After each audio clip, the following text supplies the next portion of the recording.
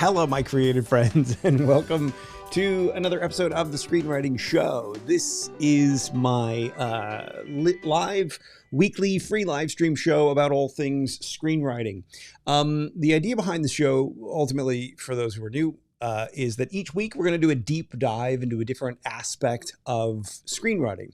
The idea being that each week, as we do that deep dive, we can discuss it, we can debate it, we can ask questions about it, we can go into a different nuance of the craft, the business, the art, the strategy, the mindset, all that stuff. And as we go along, what we're going to do on our end is we're going to take the show, the episode, what we discuss, and we're going to turn all that into a module, a resource that writers can then access and use with exercises and analysis tools and creativity prompts and all sorts of good stuff. Today, spoiler alert, was going to be a different topic than what we're going to end up talking about today. So today was going to be an episode about what I call the secret language of screenplays. And the reason I call it the secret language of screenplays is because most writers, I would say 90+% of the screenplay submissions that I have reviewed, don't understand the actual form of screenwriting. So I'm not talking about writing style or how you write your prose. What I'm talking about is specifically what screenwriting, the language of screenwriting is. So I haven't seen this really in too much. I can't even think of any other place that I've seen it from the screenwriting books or the gurus or all that stuff. It's really something that you start to understand and appreciate when you're on the receiving end, when you're looking at scripts and reading tens of scripts, hundreds of scripts, thousands of scripts, and starting to see the movie in your mind as you're reading the screenplays. As soon as someone's writing in a style that is not right for that, it's really jarring. It really pulls you out of it. It immediately makes you recognize that this script is not ready. If you've ever heard people say that from page 1 or by 10 pages in or 5 pages in, they know when they're reading a script that's written by someone who doesn't really understand the craft. Well, that's largely because of the writing language, the writing style, how you go about turning your ideas into the screenplay form. Now, the problem is, as I started putting this together, as I started sort of looking at what I would have to tell you, because I can talk off the cuff for an hour or two on it, but really the best way to help you understand that is to look at examples, to show you some examples of writing that fits the screenplay form and writing that really does not. And maybe even in some cases, look at some writing that doesn't and show you how to turn it into writing that does. And that's kind of where I want this show to go. So the problem that I have is that as longtime viewers of this, those of you who are probably here at the moment probably know already, I don't have a team at this point to help me build these modules. I do have an absolutely fantastic volunteer who is helping me out and working with me and trying to do a lot of stuff. But as with volunteers, her schedule is not always available to me. And so my limited time being very limited, it makes it hard for us to actually get everything done that we need to get done in a given week. So what I thought I would do is take that writing style episode, what I call the secret language of screenwriting, and take that episode and push it back to next week. Maybe even the week after, depending on how far I think we can go with it. Now, what I'm trying to do is get into a rhythm where each week, where we can plan these episodes significantly far enough in advance that I can come up with lots of examples. I can come up with title cards and graphics that'll help take some of these often nebulous concepts and make them clearer to you and really crystallize them in your mind and in your imagination so that when you go back to start working on your own project, these ideas are clear. Because if I just tell you that the language of screenwriting is you're probably missing a couple of key points in how you work on your screenplays and how you actually get those words on the page, how you write them. I read intermediate and even advanced level writers who clearly do not quite understand this to this degree. So when I say 90% of writers are not doing this, I mean 90% of writers at all skill levels.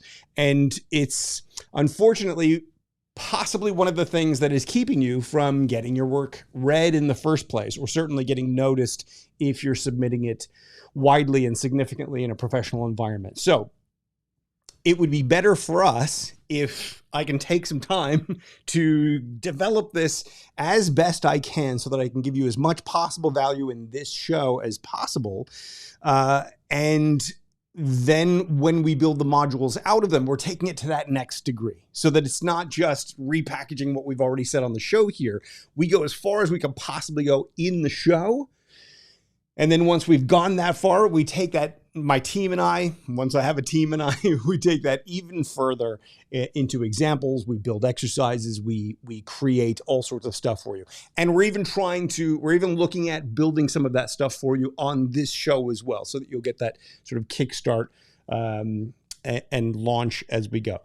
The problem is it's just the time involved in doing something like that and how long it actually takes to flesh it out. Because if we just talk it through, I can certainly help you understand the ideas, but then we're going to move on to another topic next week, and we haven't really explored it in what I feel would be sufficient depth to help you get where you're trying to go. So that's what we're going to do, is we're going to push that topic off to next week or the week after, depending on how we can sort of plan out the next 3, 4, 5 episodes of the show. And my hope is to always sort of be a few weeks ahead of time, having those episodes ready so that I'm never sort of scrambling to get everything done the day before we start this. So what we're going to do today instead is sort of go back to the original first 3 or 4 episodes of this, where we more or less just talk it out, an open discussion about all things screenwriting. So if you have any specific questions, pop them into the chat box. If you have anything you want to know about, anything you want to know about me, anything you want to know about the industry, anything you want to know about you or your career, ask away. We will address all of it. We will make sure that all of it is happening. But one of the things, as I was thinking about, well, how can I focus this and turn this into something?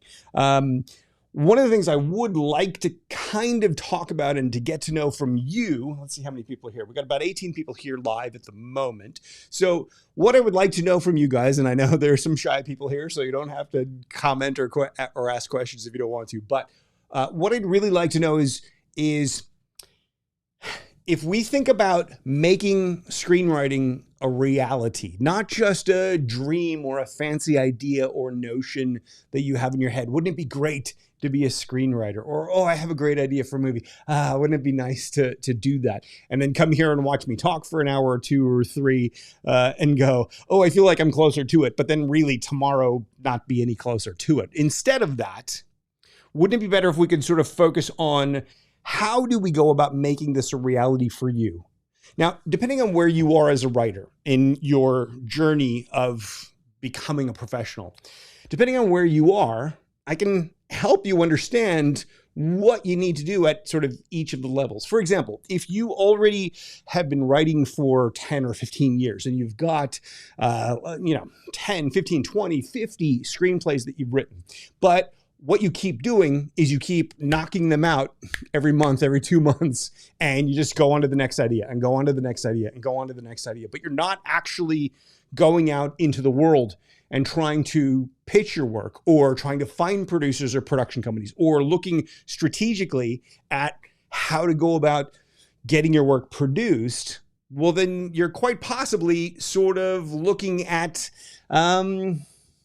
just spinning in circles forever, because if you're not doing strategically the work that's going to get you connected, it really doesn't matter how good you're getting at the craft or how many projects you're writing. Screenplays only exist to be turned into a film. Make no mistake about that. The screenplays do not exist for any other reason. We don't go on Amazon.com and say, hey, what's the latest unproduced screenplay? I'm feeling a lazy afternoon. I'd like to read one. We might read screenplays of famous films or films that have been made already, but we just don't go looking for unproduced screenplays because they're not designed for a reader. They're designed for the people who would turn that project into a film. So if all you're doing is writing and writing and writing and writing for your bookshelf, we're kind of spinning in circles, and we're not really, if your goal is to have your voice heard or tell the stories that you want to tell, or put your stuff out there, or start to make a name for yourself as a writer, maybe it would be better to channel all that energy into writing novels or writing in self-publishing novels or some other form of writing or some other type of art, right? So if you're going to put the energy into actually writing, let's think about how we do that strategically. Now, if you're brand new to this and you really don't even yet quite know how screenplays are formatted or why they're formatted that way, well, then obviously it's a whole different set of instructions that I would have for you. What you need to do, what you need to learn, how you need to go about going through the process of immersing yourself into what this craft is, why it exists, why we do it, what benefits come from doing it, who needs it, why do they need it. If you understand those kinds of things, well, then that'll focus you on the kinds of things you need to learn and the next step of how you need to go about learning those things. If you know some of the basics already, but you've never really started implementing it, well, then I can tell you what you need to do is take action every day. You need to keep sort of moving forward because this stuff makes sense in theory. A lot of this stuff is, I understand that idea in principle, but if you don't actually do it, if you don't actually write, if you don't actually take the time to sit down, carve out time out of each day to map out what are the ideas that you want to tell? What kinds of stories do you have in mind? Even if you don't have a structured framework, like the kind of thing that I provide, even if you're just doing it free form on your own, you're still going to need to sit down and figure out how you want your story to play out. You need to figure out how to structure that. What's going to be the best, most effective way to give the audience that experience that you're trying to give them in a movie, in a piece of entertainment. And so I can help you understand how to go about learning the craft, developing those skills, a reality. And then with that skill set, here's then how to go on and make it real from a professional perspective. Here's how to go about selling that work. So what I would really like to know from you, from everyone here, really, if everyone could respond, that would be awesome, because I would love to know, where are you in your journey? And what do you need to do, or what do you think you need to do to make this a reality and something beyond just a daydream? Because if it's a daydream, that's fine. And if all you want to do is exercise your creativity, if all you want to do is just have fun imagining the movies in your mind, that's fine. But to be honest with you, from my perspective, it doesn't really help me a lot. So I'm more than happy to have you here, but I would rather not necessarily focus my attention on helping you get to the next step of making it a reality. I'd rather focus on helping you get the most out of the creative process, which I can show you as well. Here's how to take your ideas and make them the very best they can be. Here's how to flesh that into a compelling story for your own fun and enjoyment, if that's what you want to do. So if I can know who's here, if I can know who's watching this, if you're watching this on a replay, go ahead and pop it in the questions below, like in the comments below. Let me know where you're at. Let me know if you've watched other videos on this channel. Is there anything that's missing? Anything that you want to know more about? I'm here to help you, and I'm here to get you from the dream of it to the reality of it. But getting you from dream to reality is going to involve two major things. Number one is it's going to involve information, instruction, education, advice, guidance. That's what I'm trying to provide to you. But the other thing it's going to require is action on your part. Just hearing what I say and letting it passively wash over you doesn't get you any closer to where you're trying to go. what gets you closer to where you're trying to go is to take the ideas, take the information, the instruction, the education, the guidance, and put it into your work and put it into your creativity and try to implement and try to take action and move forward with that. So before I talk so long that when I start scrolling through the questions and comments, I'm going to be an hour behind like I usually am. Let me go to the questions and comments and let's see what you guys have. So Naila Chowdhury starts off with, hi, I want to ask, is formal education in a college in screenwriting important? If it is, then suggest a college for me. The answer 100% unequivocally is no.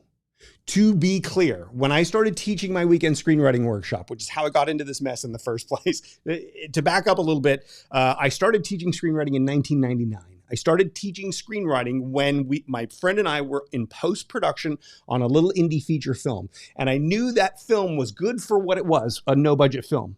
But we were planning to take this film to market. And I wanted to, when we got to the market, impress people with this little low budget thing that we had made, these two scrappy guys from working in Australia.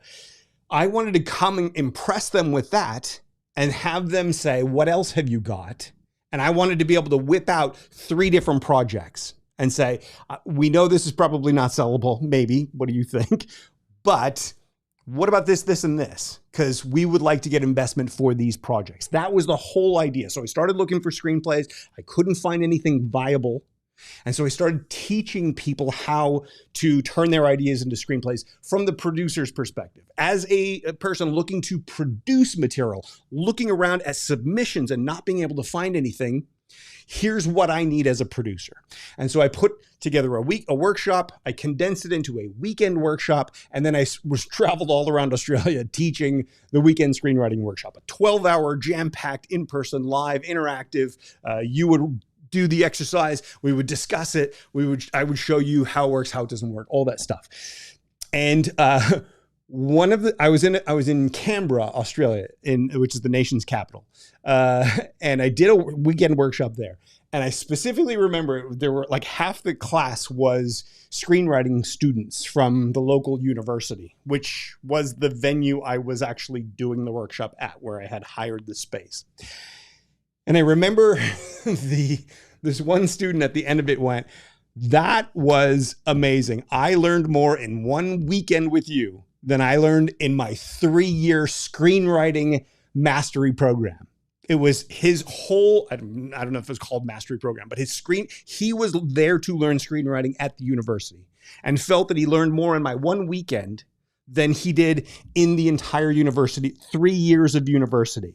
Now, why is that? Why is that just me trying to humble brag or something? No, the difference is this. At a university, at any school, any course that's designed to be a course, the problem is that the people who are teaching this stuff are educators.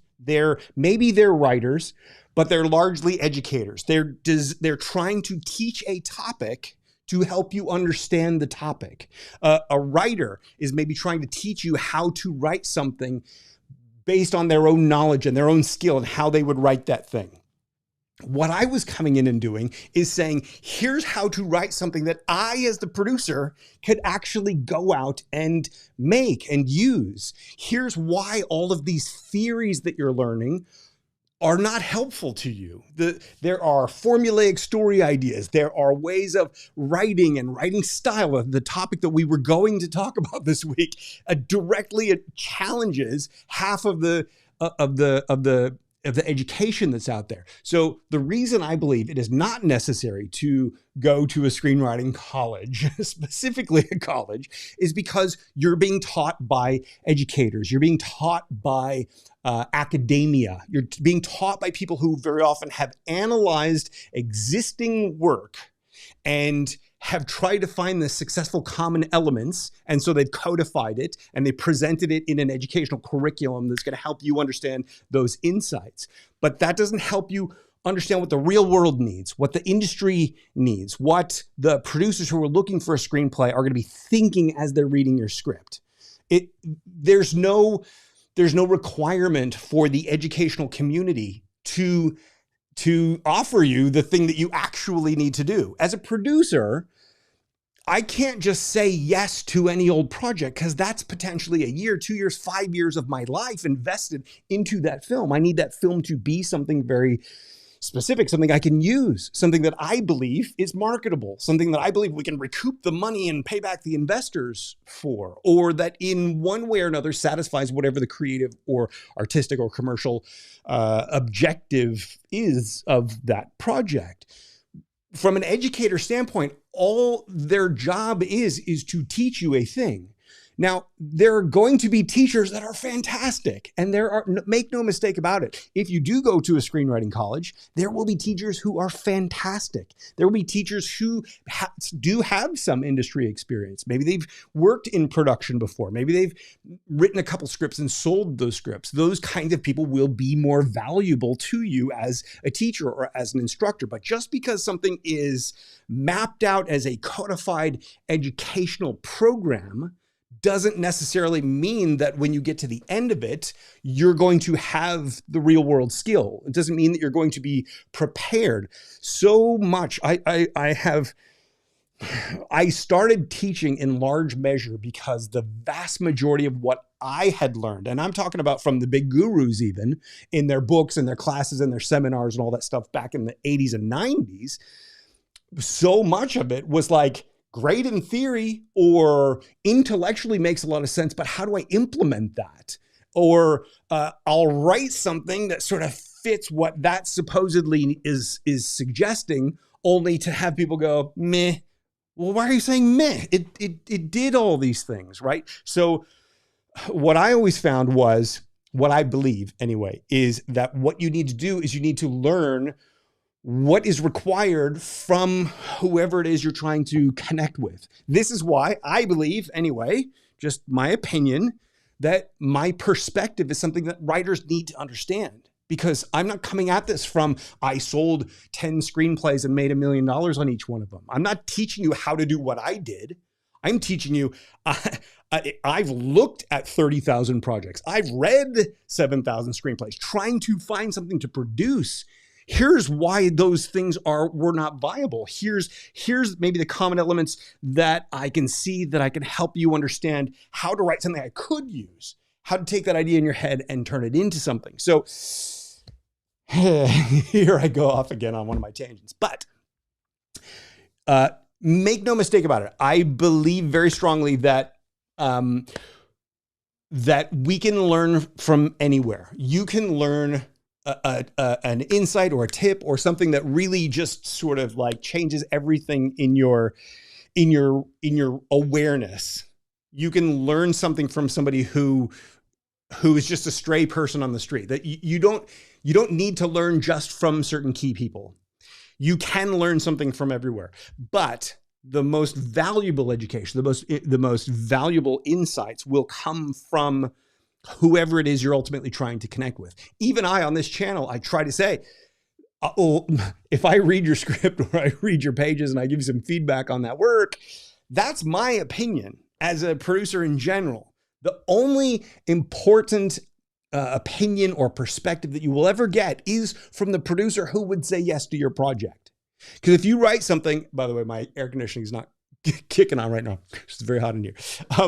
If you write something that I think is but that somebody who your project is aligned with goes, wow, okay, if you change it like this and this and this, and I go, that would be a terrible change. But if that's who your project is aligned with, go with their opinion. Not my opinion. I'm some random guy. I'm some random voice. Every single person you will ever encounter has their own opinion. The opinion that matters is the opinion of the person with whom you are going to partner and make something. So shy of that, if you can't get that, if you can't find that, then it's going to be the kind of person who would be able to say yes. And that's kind of where I fall into that. Is I'm not the best opinion, but I think I'm probably a solid opinion because I would be the one that would want to say yes and go out and make the film. A teacher, a school, formal education is just not That's not what they're there for. That's not what they do. That's not even really any interest of theirs. Theirs is about teaching the theory, and there are a lot of things that you will learn from that you probably won't learn just meandering through some YouTube videos and trying to learn these things on your own. So I'm always going to steer you back to the thing that I built because it's from the producer's perspective and it guides you through the entire process. But I'm biased on that, and admittedly so. So anyway, that's my opinion on that. Let's keep going before I get an hour behind on all this stuff again. Let's see. I'm not sure what you mean by the web series. Hunter asks, have you ever heard of the website Script Mother? I saw this question before the show started, and so I had a quick look over it, and it looks like it's a reading and comment site where users all read and comment on each other's projects. And I think there's value in that for sure. I don't, and if I'm misunderstanding what that site is, I don't want to sort of step on anybody's toes with this.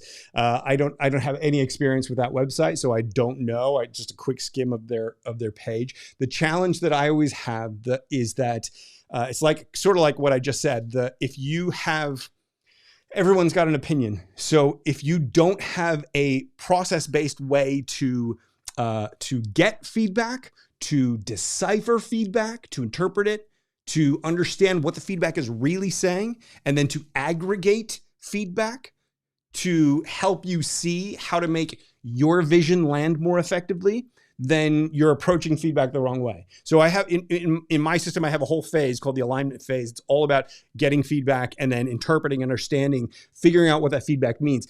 If you get one person who says they don't like this character or they don't like that scene, if as an insecure writer, you may think, oh, I got to change that character, got to change that scene, make this person happy, right? But another reader may think that was the best character or the best scene in the whole story. Don't change that. And you think, well, now I have two completely conflicting points of view. So what do you do with that? As if you understand the big picture of screenwriting and the big picture of what we're trying to do with all this and how to get feedback and incorporate feedback and use it. If you understand that bigger picture, then you start to see that feedback is not about this person's opinion or that person's opinion, or adjusting it to make them happy, or tweaking that to make them happy, or completely reorganizing this because it doesn't fit the whatever formula this person's working to, whatever. Feedback is about understanding how your project is landing with the reader. As the writer, your job is to create an experience for your reader. It's not your job to tell your story. You can do that by yourself. You can tell your story all day long. You can be that person that's writing 10 or 15 projects. Like I said at the beginning of this, a person who's writing 10 or 15 projects and just putting them on the bookshelf each day. That's you just telling your story. I have to tell my story. A writer's job is to give the reader an experience. And so if you are writing your story and then when the reader reads it, they're having a completely different experience to the one you wanted them to have, that's what feedback is for, is hear what they say. What was the experience they had? Why do they think they had the experience that they had? Decipher, understand, go in, use the clues and the cues of what they've said in their feedback to pick it apart, to make sense of it in aggregate, never just from one person. Feedback only works when it's from 10 or more people, because you need the consensus opinion, not one person or three people's opinions. You need a consensus opinion before you go changing your story, because you need to know what people feel about your project. If you can decipher that all and you can see what those common threads are, and then you incorporate that into your rewrite process, you loop back through, in my system, you loop back through the rewrite process, and you incorporate all that, then you start to refine your project so that it's going to land the way you want it to land. So the challenge that I have with websites where you're getting feedback from other writers is writers are very often not very good at giving feedback.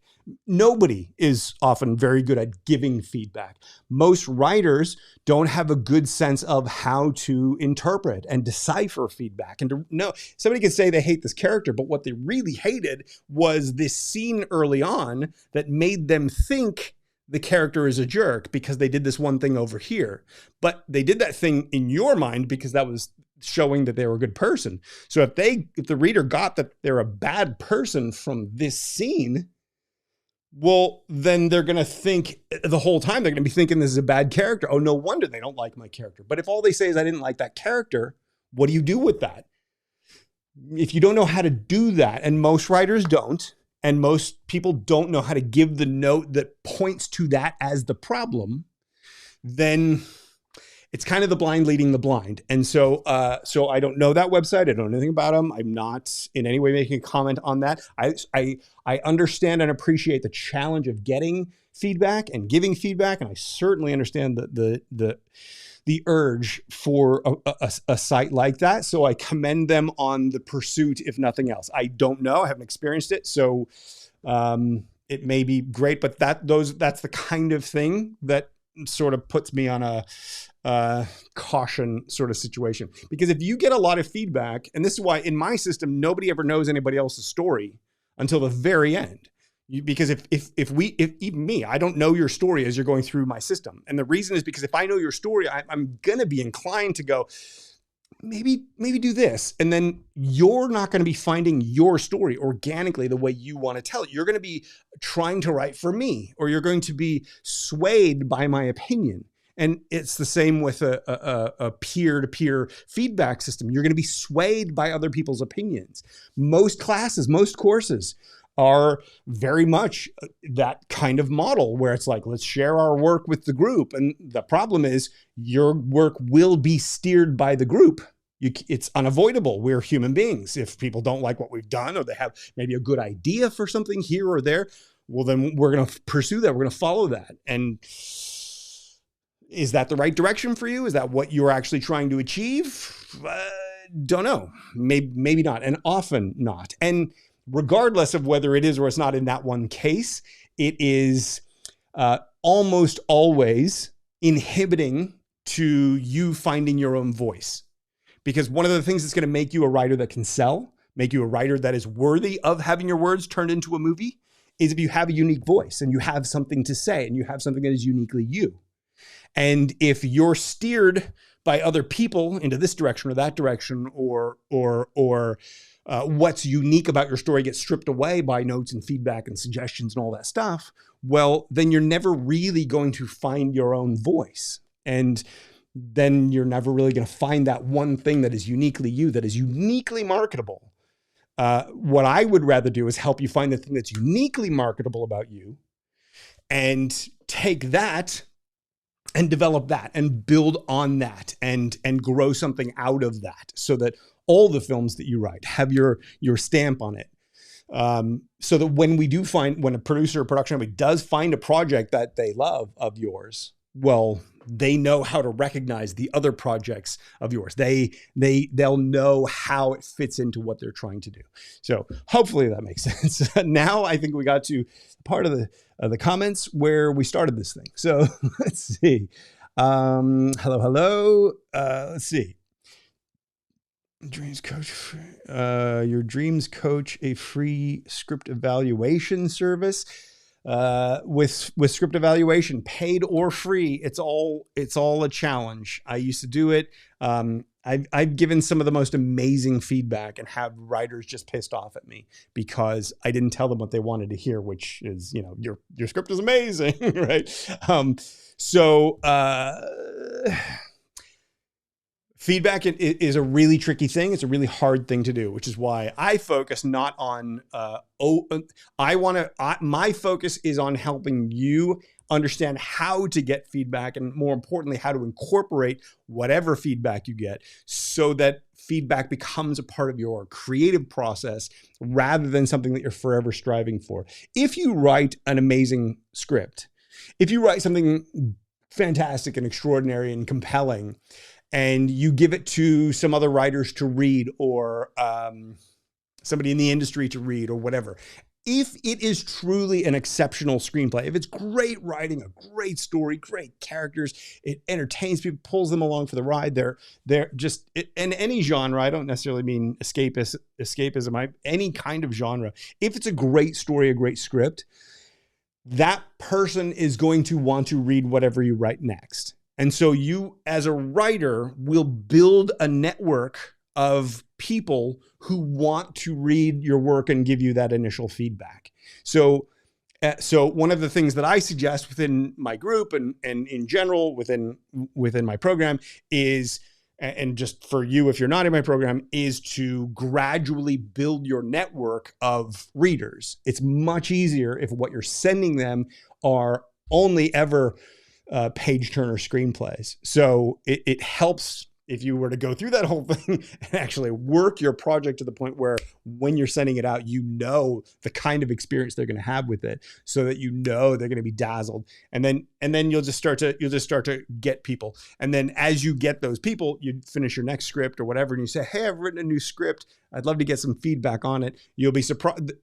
The test of how well you are writing is how many of those people say, oh my God, I'd love to read it. Send it over.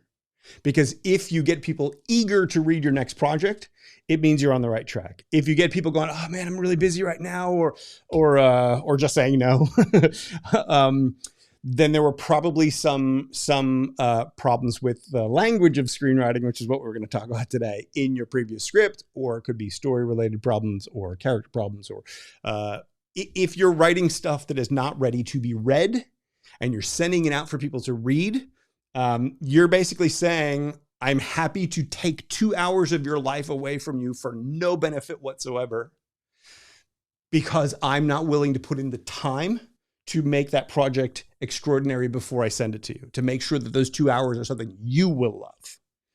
And if you do that, if you send it out prematurely, then when someone reads it and they go, oh my God, this is just not even anywhere near ready, they're going to be very reluctant to read anything more.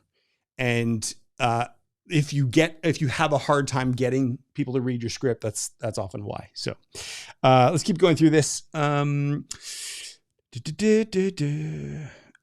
by the way, I saw the super chat from Tobias. Thank you very much for that. Let's see if I can highlight it so you get some love for that one. Here you go. There you go. Thank you, Tobias. I really appreciate the super chat. That's a fantastic little bonus that you did.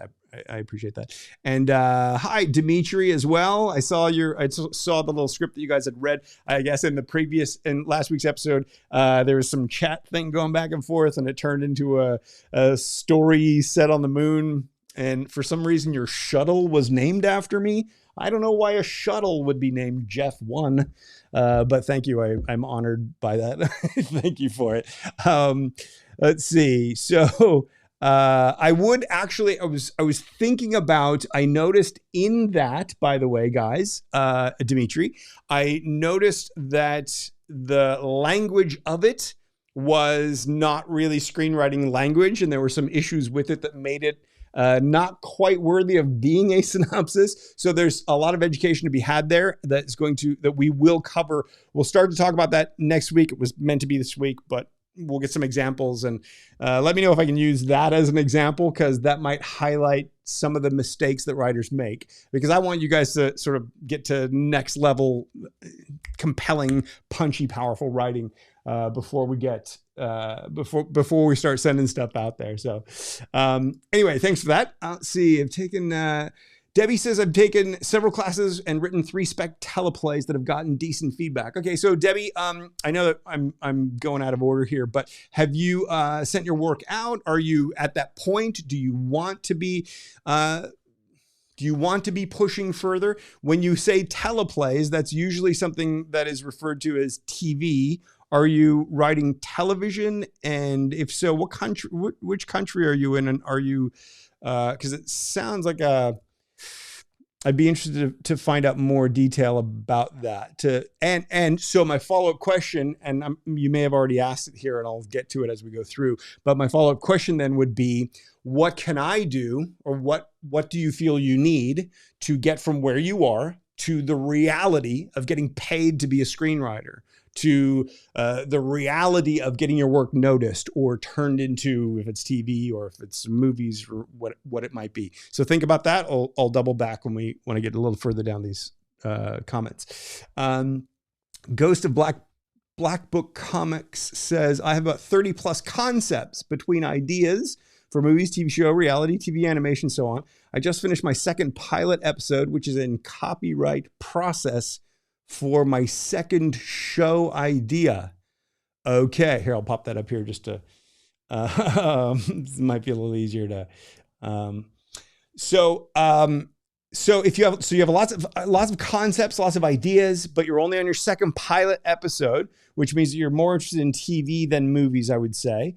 Is it because they're shorter? Is it because you think they're easier? Is this for network television or for like subscription TV, like Netflix, that kind of thing? Depends on that changes maybe the format of how something's written, or the structure of how you're going to go about writing it, how you think you're going to connect with that. Have you been watching previous episodes of this, and do you have some sense of sort of the strategy that I'm coming at this with, and has that adjusted your point of view at all? And then aside from that, what can I do to help you get to that next stage? Because if you're all about concepts and ideas, but you're only on your second pilot episode, you're probably one of these people, a lot like me. I've got about 100 ideas rolling around here, but I stopped working on the screenplay stuff when I started focusing on all this kind of thing many years ago, unfortunately. So if you've got all these ideas, but you're not actually implementing them, you got to understand that you're actually atrophying the part of the process that is going to get you where you're trying to go. You need to be taking action. You need to be not just spitting out scripts, but actually developing the skills that you can weave into all those projects. Because you can develop 20 or 30 projects in 4 or 5 years' time if you want to. Within a 4 or 5 year span of time. You can do a lot more than that in your lifetime, depending on how long you live. Hopefully we all live for a very long time. What I find along the way is that writers very often focus on that one project or that 2 or 3 ideas, and they just write that project, and they focus on getting the project written rather than focus on the skills involved in the craft, which would, if you have them, enable you to punch out those different ideas faster. One of the things that I believe is that, I don't know if you guys have watched my TED Talk before, but basically the core idea behind it is that ideas spark ideas.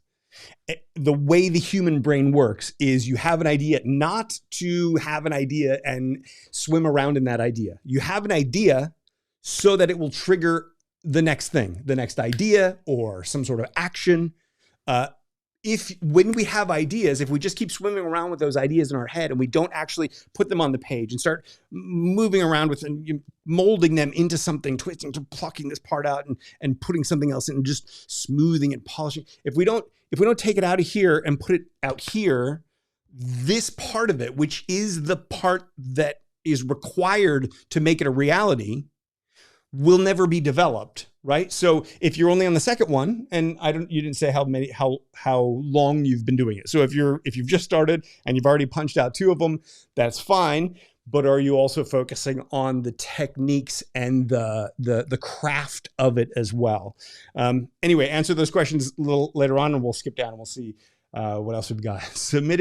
Debbie says, submitted 2 to Star Trek Next Generation back in the 90s, working on creating a new series. Okay, so look, I'm not sure if I ever actually wrote a spec for Star Trek back then, but I was an actor, and one of the other actors at my agency was the kid on that show. So so I was very connected to that show, just into it.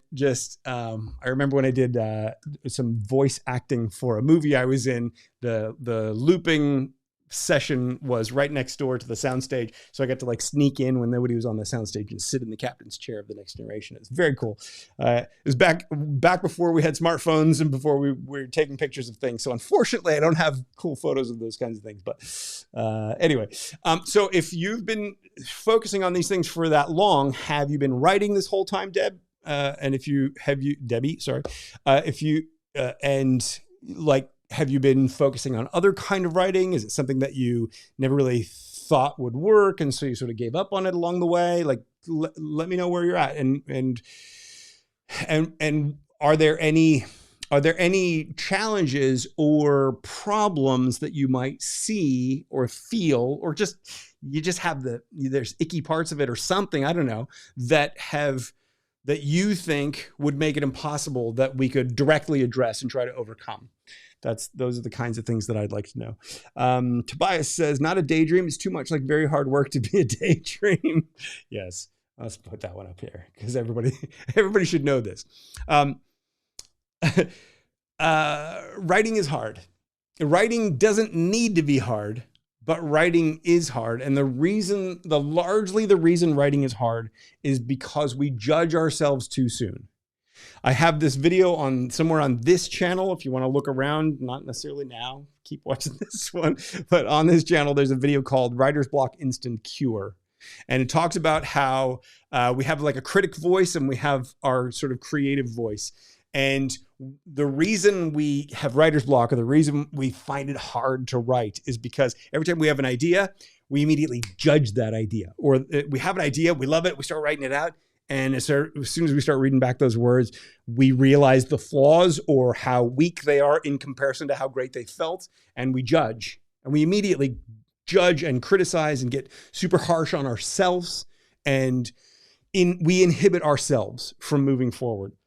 The reality is, writing is much easier when you segment the different processes. This channel is called Fast Screenplay. That Fast Screenplay is the name of the system that I built. But fast, it's all capital letters, F-A-S-T, focus, apply, strengthen, tweak. If you take the writing process and you break it into its 4 distinct phases, the focus phase is where you take all those random ideas you have and you focus them into a specific story. If you understand the process of how to do that, the entire process is play. The entire process is fun. Where it gets hard, where it gets challenging, is where you overthink it, where you start judging yourself, when you start being super critical. Well, I don't know if this is actually effective, or I'm trying to do this and I'm trying to make this scary or sad or happy or whatever it might be, and there's nothing funny about it, or there's nothing scary about it. Like, it's when you judge yourself while you're in the process that's what makes it hard. I've now watched hundreds of people go through Fast Screenplay, or start to go through and fall up by the wayside, or what have you, right? All different levels of it. And the thing that I see constantly, always, is people start off they're not about learning the process. If you just learn the process, there's nothing hard about it. If you're focused on making your script or your project a sale, or genius, or professional, or whatever adjective you want to ascribe to it that equals great, if you focus on making it that, and you're not focused on learning the process, you're focused on making having this end result, well, then each of those steps, as it gets progressively more challenging, as you learn new skills and those skills build on the other skills, and the whole thing starts to tie together, all you can fixate on is the problems and the flaws and the things where it, and thereby you don't step up, you don't match up, rise up to the level that you want to be. If instead you chuck all that away, which is the whole point of the thing that I built, is just focus on the next step. If you just focus on the next step, then all you're doing is immersing into the play, the fun of that step. And it's no longer hard. Focus. You focus all those ideas into your story. Apply is where you apply that story plan to the page. You write out your first draft. Writing, stream of consciousness, let it flow, let it rip. We have a way to sort of mark out your sort of story markers, so that you're basically just writing to the next markers each day that you go through that apply phase. So it's fun. You're swimming. It doesn't matter. You go way off course. It's okay, because your road marker will keep you on target. And when we get to the rewrite stage, you can fix anything that went off the rails. Don't worry about that stuff, right? Fun. The challenge comes when we start the rewrite, which is the strengthen phase, the S in fast, F-A-S-T. Fast, the S, the strengthen, the make it solid, the rewrite process. That is where a lot of people start. This is where we allow the judge, the critic voice, to come out. And so that critic voice goes, this is terrible. But if we strip that away and we go, no. It's not about how bad it is. It's not about how good it is. We spit this thing out. We did this quickly. It's not going to be genius. That's what we're trying to do now, is we're trying to recognize, what is it? Why is it? How is it? What are the elements that make it? If it's not working, why is it not working? What are the elements involved that keep it from working? Well, that's what the strengthen phase, what the rewrite process is all about. It's about figuring out, where do we want to be? Why is it or isn't it there? And how do we get it to there? And then just a little bit, piece by piece, immerse in the joy of it. We move through that process and we make it stronger. And then once we have the solid story, and by the way, you can loop back through that process many, many times. And each time should be fun, because all you're doing is going, is this working? It's not quite working. Why? Oh, this. Well, let's try this. Is this working now? Still not quite. Oh, maybe it's this. Let's try this. And as you keep iterating, your project gets better and better and better and better until it's the solid project you wanted it to be. And then tweak is that final phase, which, by the way, the reason I'm taking so much time to explain all this, when a lot of people watching this will already know this, the tweak phase, the polishing phase, is where you make the words just right. The problem that most writers get into is they sit down, they start writing, they write out 2 paragraphs, 3 paragraphs, 5 paragraphs, some dialogue, get halfway down the page, and then they go back and they read it. And then they go back and they fix those words. You know what? I got a better turn of phrase for this part. This doesn't work. This just delete.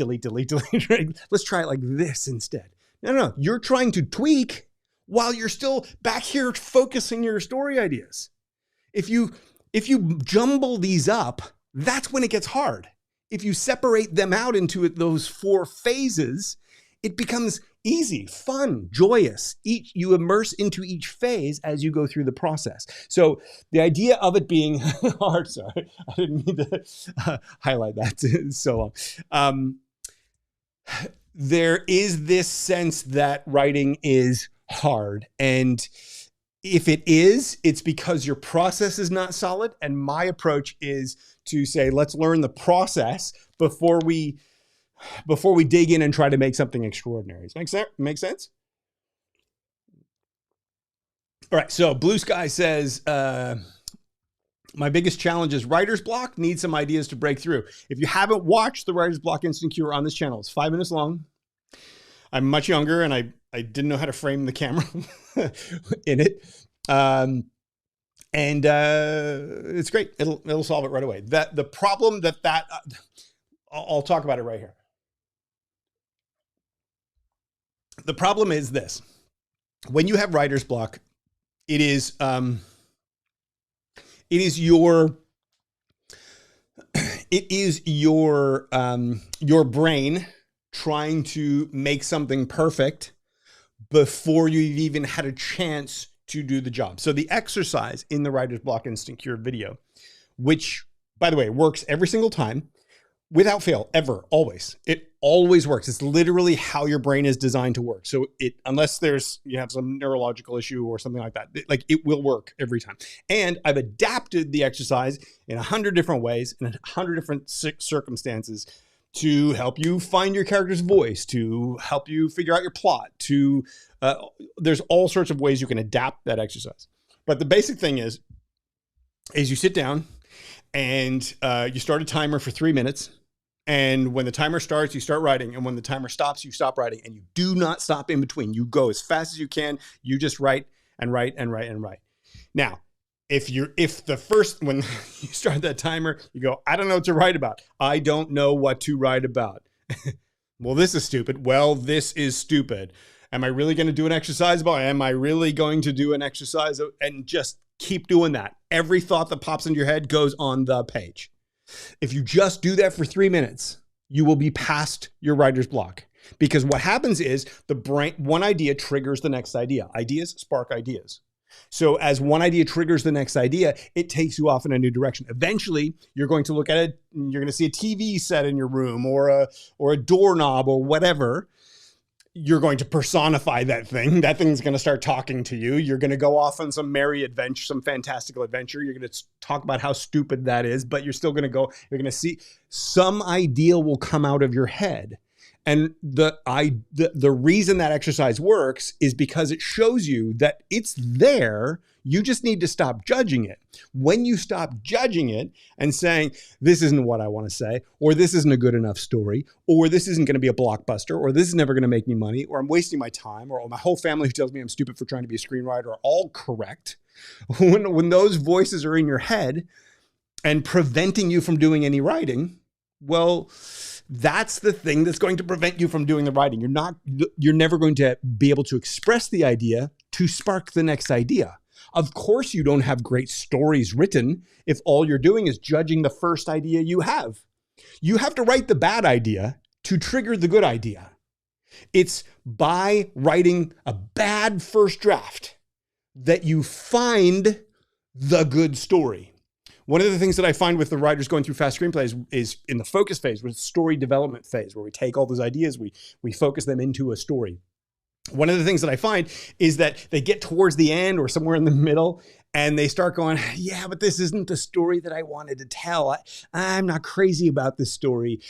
As I'm doing more and more, I can see it's all expanding. I can see it growing and building, but it's turning into something I don't want it to be. And so rather than continuing to move forward, because that's how the process works, they stop, they quit, they don't come back, or they loop back to the beginning and they start over again, or they loop back again, or they loop back again, or they loop back again and again and again. And they never get to the part that's going to find the good story. Because if you don't have the story that totally resonates with you, that gives you what I call the butterflies, if you don't have those stories, if you haven't found those ideas through doing those exercises, keep moving forward. Because it's through moving forward that you may find the idea. When we have an idea, it does not pour out of our head fully formed. It doesn't turn into something extraordinary just by nature of the fact that we had the idea. You have the idea, you put it out there, you see, this isn't quite what I wanted it to be. Why? Well, because I wanted it to be something a little bit more blah, blah, blah, blah, blah. Okay. Then you start writing the blah, blah, blah, blah, blah, blah, right? You evolve. I always like to say writing is a process of discovery. So if you have writer's block, stop thinking about it. Just intentionally write garbage. The point of that exercise in the writer's block insecure video is, if you don't know what to write, intentionally, deliberately write garbage. Because I guarantee you can write garbage. If the exercise is go out and write a bunch of garbage, well, then guess what? You're going to fill up pages and pages of garbage.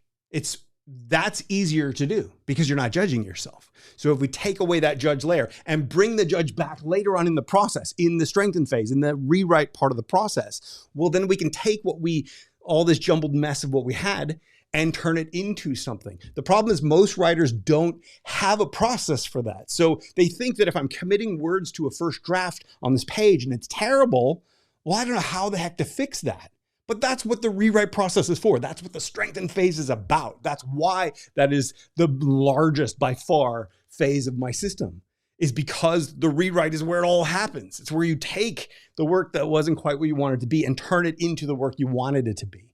And that's a process. You can go through step by step and do that process and take any draft and make it a stronger draft. And if you can take any draft to make it a stronger draft, well, if it's still not a great draft, guess what? You can take that and make it a stronger draft. And you can take that and make it a stronger draft. And you can keep doing that until it's the story you wanted it to be. And the more you go through this process, the more intuitive it becomes. It becomes natural to you. And if it becomes natural to you, well, guess what? You'll do it quicker. It won't take so long. It won't be so hard and so arduous and so painful. But if we judge ourselves way back at the beginning, we're never even going to learn that stuff. Half of the people who join Fast Screenplay don't even learn that stuff. And it boggles my mind. Why would you have the whole process in front of you and not just learn the process? Learn it. It will get you where you're trying to go. Anyway, okay. I went off on a tangent. Hello, Ray. Ray says I'm here. Let's see. Oh, back to Ghost of Black Book comics. I have 2 more in the wings that are started as well. All of them are mapped out for 2+ seasons. Hang on. Got to bring this one back up because we had you up there a little earlier. Okay, so if you have not yet sold anything and you are mapping out 2 seasons plus of TV series, you are, this is not going to feel good when I say it. So I apologize in advance for what I'm about to say. I hope it doesn't hit too deep. You are procrastinating because there is no way someone who has never written and sold anything before is going to sell 2 seasons of series. That's not how it works. So if you were going to sell a TV series, what you would need to have is an extraordinary pilot. That pilot needs to be potentially standalone, but it doesn't necessarily need to be standalone, but it needs to on its own be an extraordinary story. And then you need to have story ideas fleshed out for the balance of a season so that when they see that movie idea, they can see where it could go. They see that it has enough substance to it that it could be turned into an ongoing TV show. And then maybe give sort of a general story arc of what a season 2 would look like. Maybe a general story arc of what a season 3 would look like, but that's it. You don't want to go into any more detail of that. You don't want to go into any more detail of that because you are going to be pitching, in theory, if you're going to be able to pitch a TV show in the first place, which is a whole other issue we'll talk about at some point. If you were going to be able to pitch a TV show, you're going to be pitching it to people who are going to be bringing a staff of writers on board. They're not going to want a whole thing written by one writer. It happens, but it happens in rare cases, and it happens generally with writers, something like, what was it? True Detective? That was the HBO show. Anyway, shows like that are all, or the American Horror Story guy, people like that who have a track record, who are building a whole extended story. Maybe, but the most you would ever want to do is 1 season of that. If you're mapping things out too far, what you're really doing is you're swimming in the big picture stuff. You're swimming. It's the same thing that we were talking about. It was to you with the 30 concepts. If you're swimming around in concepts and ideas and big picture overview stuff, here's the thing. Ideas are easy. Ideas and big picture stuff is the easy stuff. New writers, and I'm not specifically pointing to you. I'm talking in general. I've interacted with tens of thousands of new writers in my life now. And one of the common denominators is that new writers think that their idea is going to change everything. Their idea is so extraordinary and so powerful that if I could just get somebody to hear my idea, whatever, the doors would open, the floodgates, whatever, right? The big dream thing would happen because they're enamored of the idea. Ideas are very, very, very, very, very small in the big picture. You could take a weak idea and execute it magnificently, and it would be orders of magnitude better than a great idea poorly executed. If you're focused on 30 ideas, 50 ideas, whatever, or on having all these ideas for the story arc and blah, blah, all this stuff that is not actually going to help you get closer to the reality of becoming a screenwriter, it is a way to push the hard work away, the work of actually getting in there and making stories that work, in favor of swimming in the fun stuff of just fantasizing about different story ideas. Like I said before, I have 100-something movie ideas in my head. I spent years and years fantasizing about different movie ideas, but I didn't like to sit down and do the writing part of it. So I decided to start building a screenwriting system to try to help writers do that, because I thought there would be people out there that would want to do that foolishly. And my thought was, let's work with people who want to do that stuff, because that's the hard part. I'm not saying you're not willing to go there, but if you don't spend most of your time in that part of it, then it's going to be very hard to get where you're trying to go because you're focused. I'll take this off so we're not sort of singling you out, because this is true for everyone. And this is true for everyone watching this as well. If you're focused on the fantastical, easy, dreamy stuff, you're not focused on the nitty gritty craft stuff that is going to be the thing that actually develops skills within you to be able to actually make it a reality. So my suggestion is, if you've got 2 pilots and whatever, focus on getting a project done. Preferably, my opinion is always going to be write a feature, because a feature has many more places to potentially get made than a TV series. A TV series is a big, giant, enormous, supremely expensive endeavor. And a new writer has to compete with people who've probably created and written plenty of TV series themselves already.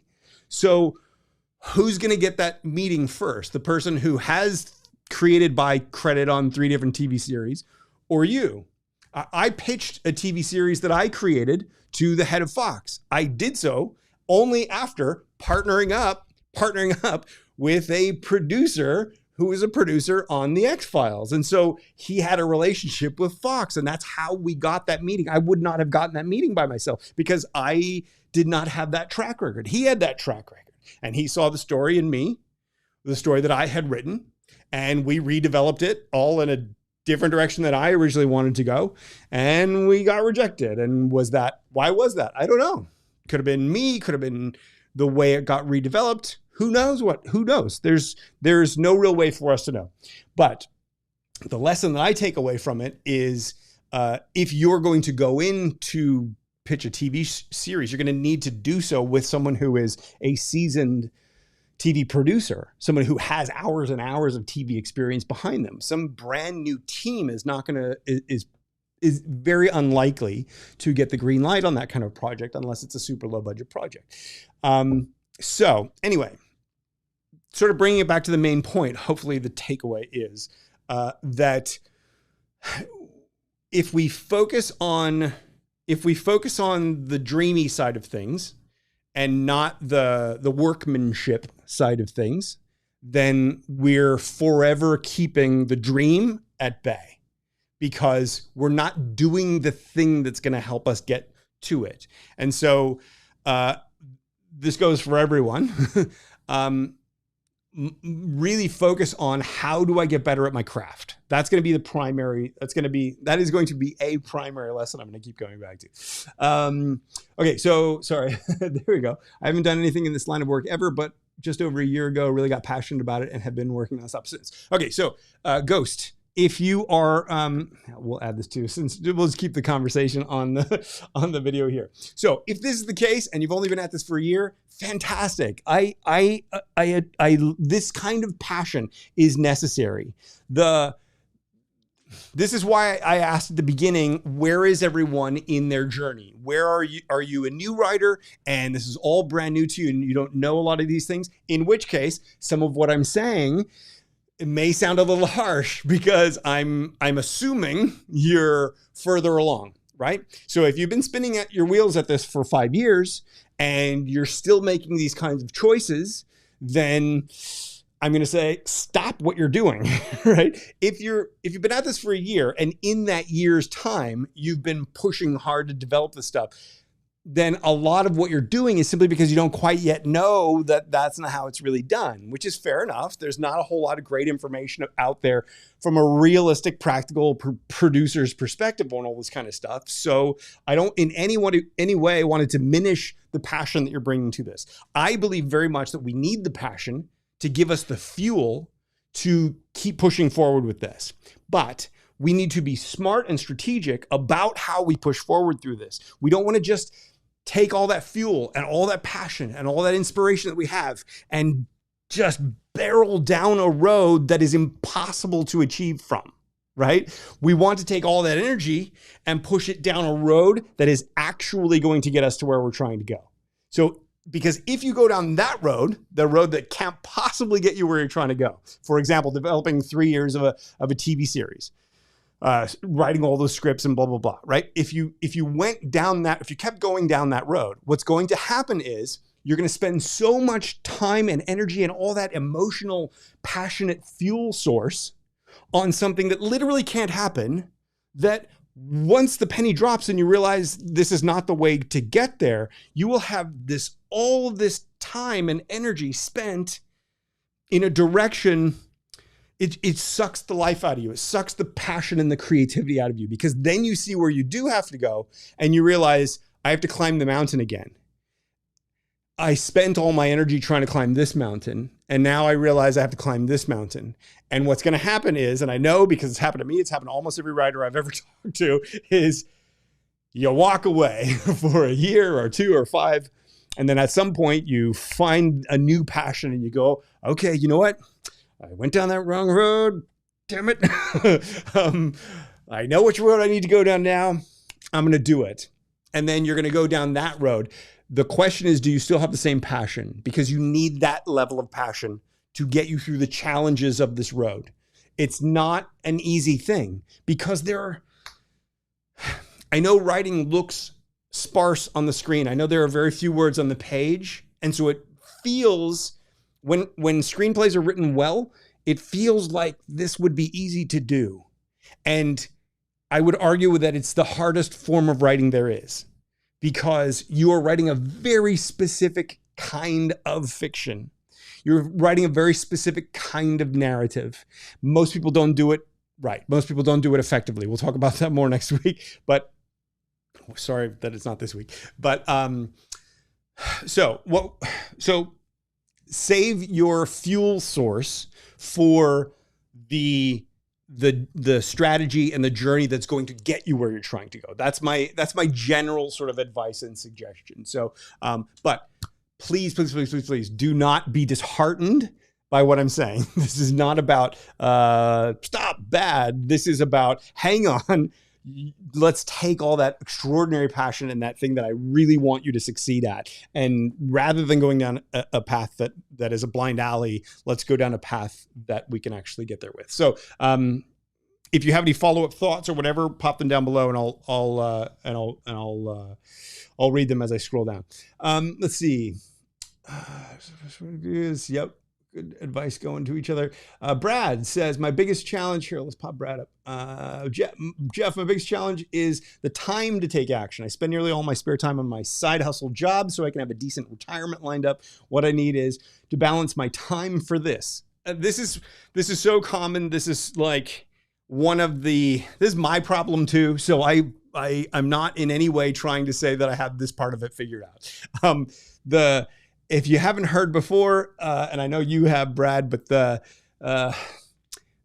idea of the 10,000 hour rule, to master something requires about 10,000 hours of activity. That's the Malcolm Gladwell from his book, The Outliers. Generally, I would agree with that principle. And for screenwriting, I would say absolutely true. If you haven't been actively trying to improve your writing for 10,000 hours, which, by the way, at 3 hours a day, works every day of the year, works out to 10 years of time, then you're not actually getting where you try to go. If you say, hey, last week I spent a grand total of 2 hours on my project, you can kind of gauge how far off this is. And that's not to say that you can't get there. That's not to say there aren't ways to shrink this. My whole point of fast screenplay, by the way, I know fast screenplay sounds like you should be able to do it in the month or 3 months or whatever. But the idea behind fast screenplay is, let's take the 10 years and turn it into 3. That's fast, right? Not exactly a very effective selling pitch, but that's what I mean when I say you'll be able to do it quickly. When you learn how to do it, it becomes more intuitive. So my whole thing is, let's condense that 10 years into 3 years, right? Let's condense those 10,000 hours into 3,000 hours by making sure that every action that you take is building and progressing and getting you closer to where you're trying to go. Developing the skills you actually need, rather than sending you down dark alleys that are going to burn up your fuel source and prevent you from having the energy to keep going when the time comes. So, Brad, and everyone, there's no way around it. You have to put time into this if you want to make it happen. It's not my, trust me, I would love nothing more than to be able to give you some magic potion or token or sign up for my thing and presto, away it goes. It just doesn't work that way. This is a skill. This is a craft, right? I have a toddler. I'm going to keep invoking my toddler from time to time. He's now almost 3 years old. Watching him go from a blob in my hand, a little baby, firstborn, to a 3-year-old kid that can now form sentences, albeit not always great sentences. That's fantastic at mimicking every little thing you say. So watch the profanity. Figuring out how to do things, open doors, open drawers, pull out knives, all the things, right? Like all the things that human beings do that we all as adults have been doing for so many years now that it's just all second nature. When you watch a toddler go through the process of nothing, goo goo gaga, screaming, not incomprehensible nonsense, gibberish, to spoken words you can understand and communication and jokes and nuances and emotions, and you see that there's a linear progression there. We don't just pop out and immediately have jokes and are able to emote and relate to each other as humans and talk about concepts of the meaning of life. I would love to talk with my kid about that stuff. He's not there yet. I can see the progression. He's years away from those conversations still. Do I wish I could snap my fingers and he's got it? Yeah, of course. But we need to learn. Why? Because there are things we need to learn upon things we need to learn in order to have the framework. His hands don't have the dexterity yet to be able to finely manipulate things. Well, that means when he grabs things, it's all like blunt, right? It's rough. He'll bang things, and like he doesn't have the dexterity yet. That's a skill we learn. Those are things that we gradually learn over time. Writing is the same way. And I personally would love it if that weren't true. I would love to be able to snap my fingers and just personally myself have all the skills that I need to not even worry about y'all and just go like write my 100 stories and make my 100 films. I would love that. That would save me so much time and money and energy and effort. It doesn't work like that. We have to invest time. And so the question becomes, how much time can we invest? How important is it to us? If you're saying right here, you spend almost all your time on your side hustle job so you can have a decent retirement lined up. So no judgment at all in that. I respect that. Totally cool with that. That it is implying that the traditional way of lining up that revenue is the way to secure that retirement.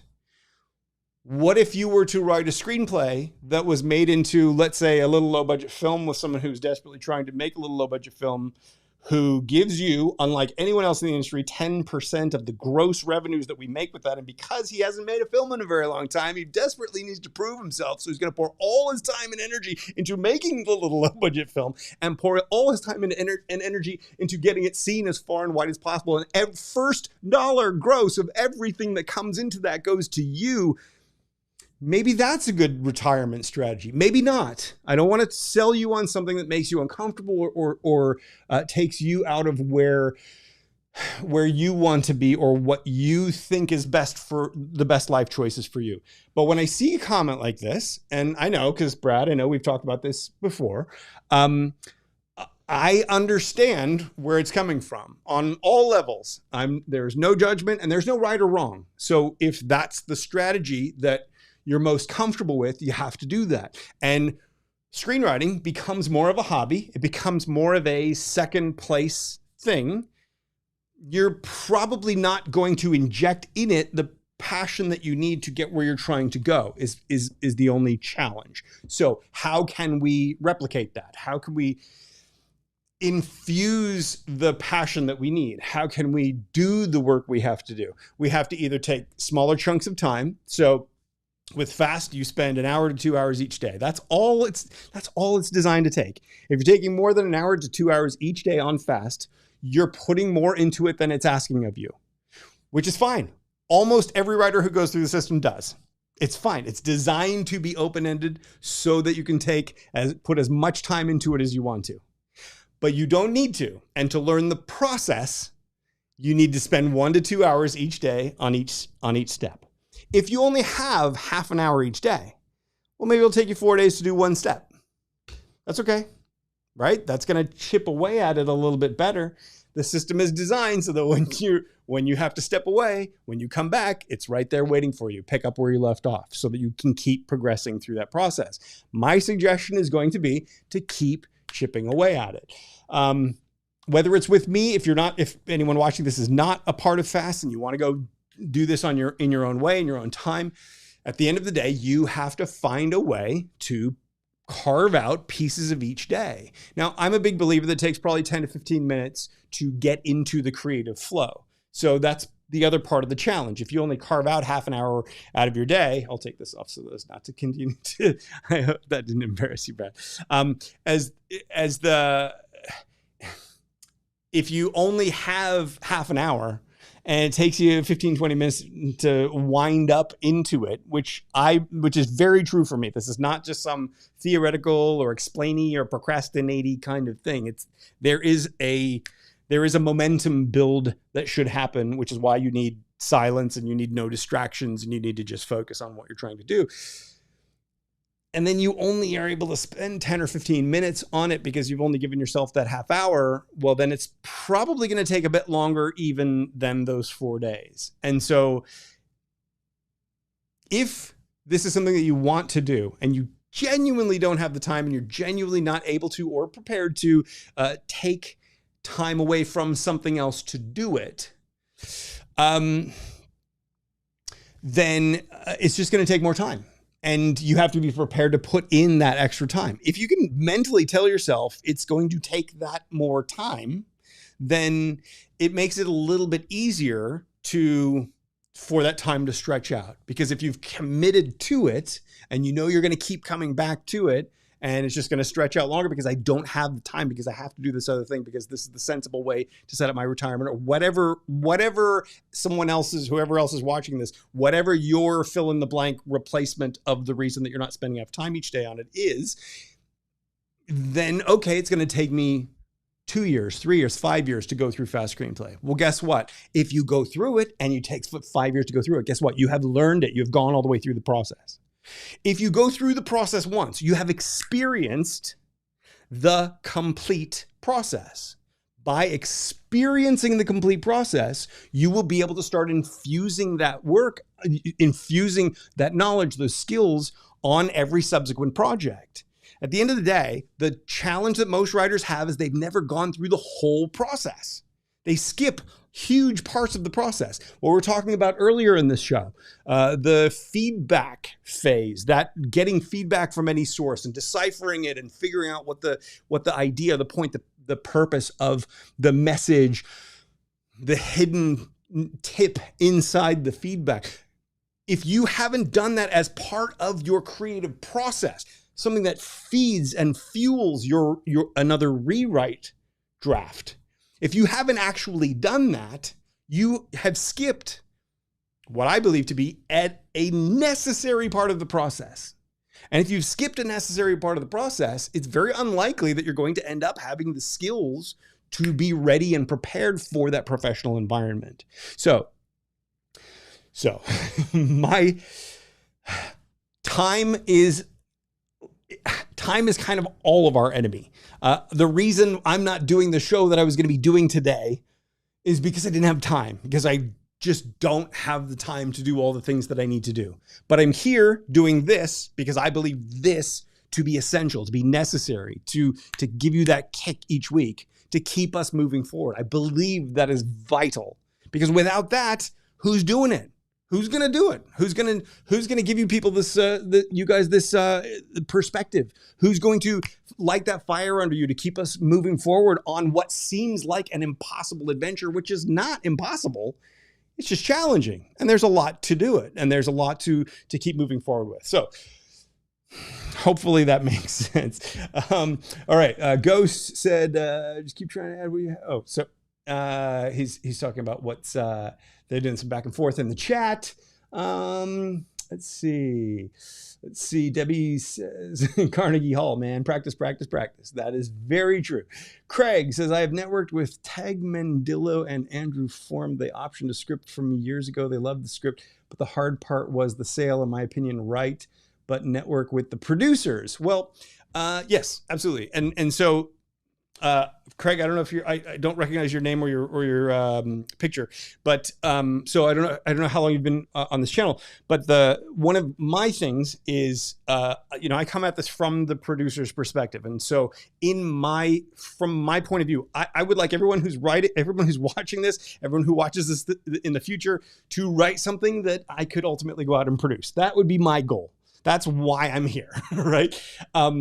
I believe that in order to make that happen, it's not just about writing. It's not just about turning your ideas into a story. It's not just about creating a compelling plot that's going to keep the reader and then ultimately the viewer glued to their chair and emotionally engaged in your story. That is absolutely critical, but it's not just about that. This is why screenwriting is as challenging as it is. It's not just about having great characters or punchy dialogue or the right page numbers or the formatting or all that kind of stuff.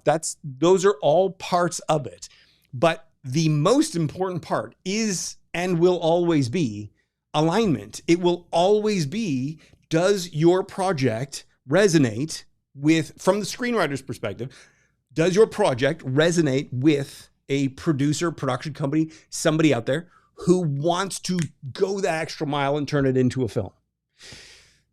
That alignment is necessary. Without that alignment, it doesn't happen. Without that alignment, what you're writing ends up on your bookshelf. So the process that I mapped out, the attitude that I come at this from, is we need to incorporate that reality into your creative process. So one of the things that I do with my system is it's not just about focus, apply, strength, and tweak. It's not just about taking those ideas, writing them, rewriting, polishing them, because that's taking an idea and turning it into a page-turner screenplay. That is exceedingly rare. Almost no writers do that. Probably 2 to 3% of all the screenplays that I've ever read are what I would consider a page-turner screenplay, production-ready screenplay. That's 4 of the 7 phases. The other phase is testing it, getting that feedback, understanding how your project lands, making sure that it lands the way you want it to land. And if it doesn't, taking the consensus feedback and using that to inform your rewrite process. Why? Not just so that you can adapt it to what other people think. This is your story. You tell the story you want to tell. You tell it in the way you want to tell it. You just make sure that your story lands the way you want it to land. So if people read your script and go, I'm not too crazy about it. Well, what was it about? What do you think? And they tell you all the things you wanted it to be and gave them the visceral feeling that they creeped me out, that story. That was your goal. That's what you're going for. Success. Doesn't matter that this one reader doesn't like it, right? Anyway, I'm going off on a tangent. The feedback part of it is a part of the process. 99% of writers skip, ignore, don't know about, don't do that part of the process. They take their idea, they write it into a script, and then they start knocking on doors. Who can I send it to? Oh, you're a producer. You're looking for screenplays. You want to read my script? They haven't even had anyone read it before. I get readers sending me a script, and then like 2 weeks later go, oh, by the way, don't read that script. Here's a new draft. Are you kidding me? You were willing to take 2 hours out of my day, and now you have something better? You better be sending me this. You better say, I know 2 hours of your time is incredibly valuable. This is the very best I could possibly make this idea, right? So anyway, that's part of the process. Connecting that script with its ideal producer is part of the process, part of the screenwriting process anyway. Not necessarily the novel writing process, because you could go self-publish or whatever, but from screenwriting, because screenplays only exist to be turned into a film, because of that, Part of the process of screenwriting is finding and connecting with the project's ideal producer. So you need to have a process for doing that. How do you do that? Well, the way I teach, the way I promote based upon what I was trying to get writers to do for me is you have to hook them. You have to grab their attention with something that makes them go, wow, that is a great idea, but also that's the kind of thing I would want to make. If those two elements are not there when you pitch your log line or your pitch to somebody, if you don't have both of those, not just is it a good idea, but is this idea something that person would want to make? Don't pitch it to them unless that's something that person would want to make. If you have that, then they go, that's a fantastic idea. Tell me more. Then your one-page synopsis is the follow-up, and that one-page synopsis takes the idea that they saw in their head that they went, wow, and goes beyond that idea and exceeds that person's imagination for that idea. If you can do that, then they go, wow, this is even better than I thought it was going to be. And it's even more in sync, aligned with the kind of thing that I would want to make. Show me your script. That's when it's do or die time. You send in a script and that script is not ready. That is not going to happen. That deal will not work. I don't know what the situation is with what you've mentioned here.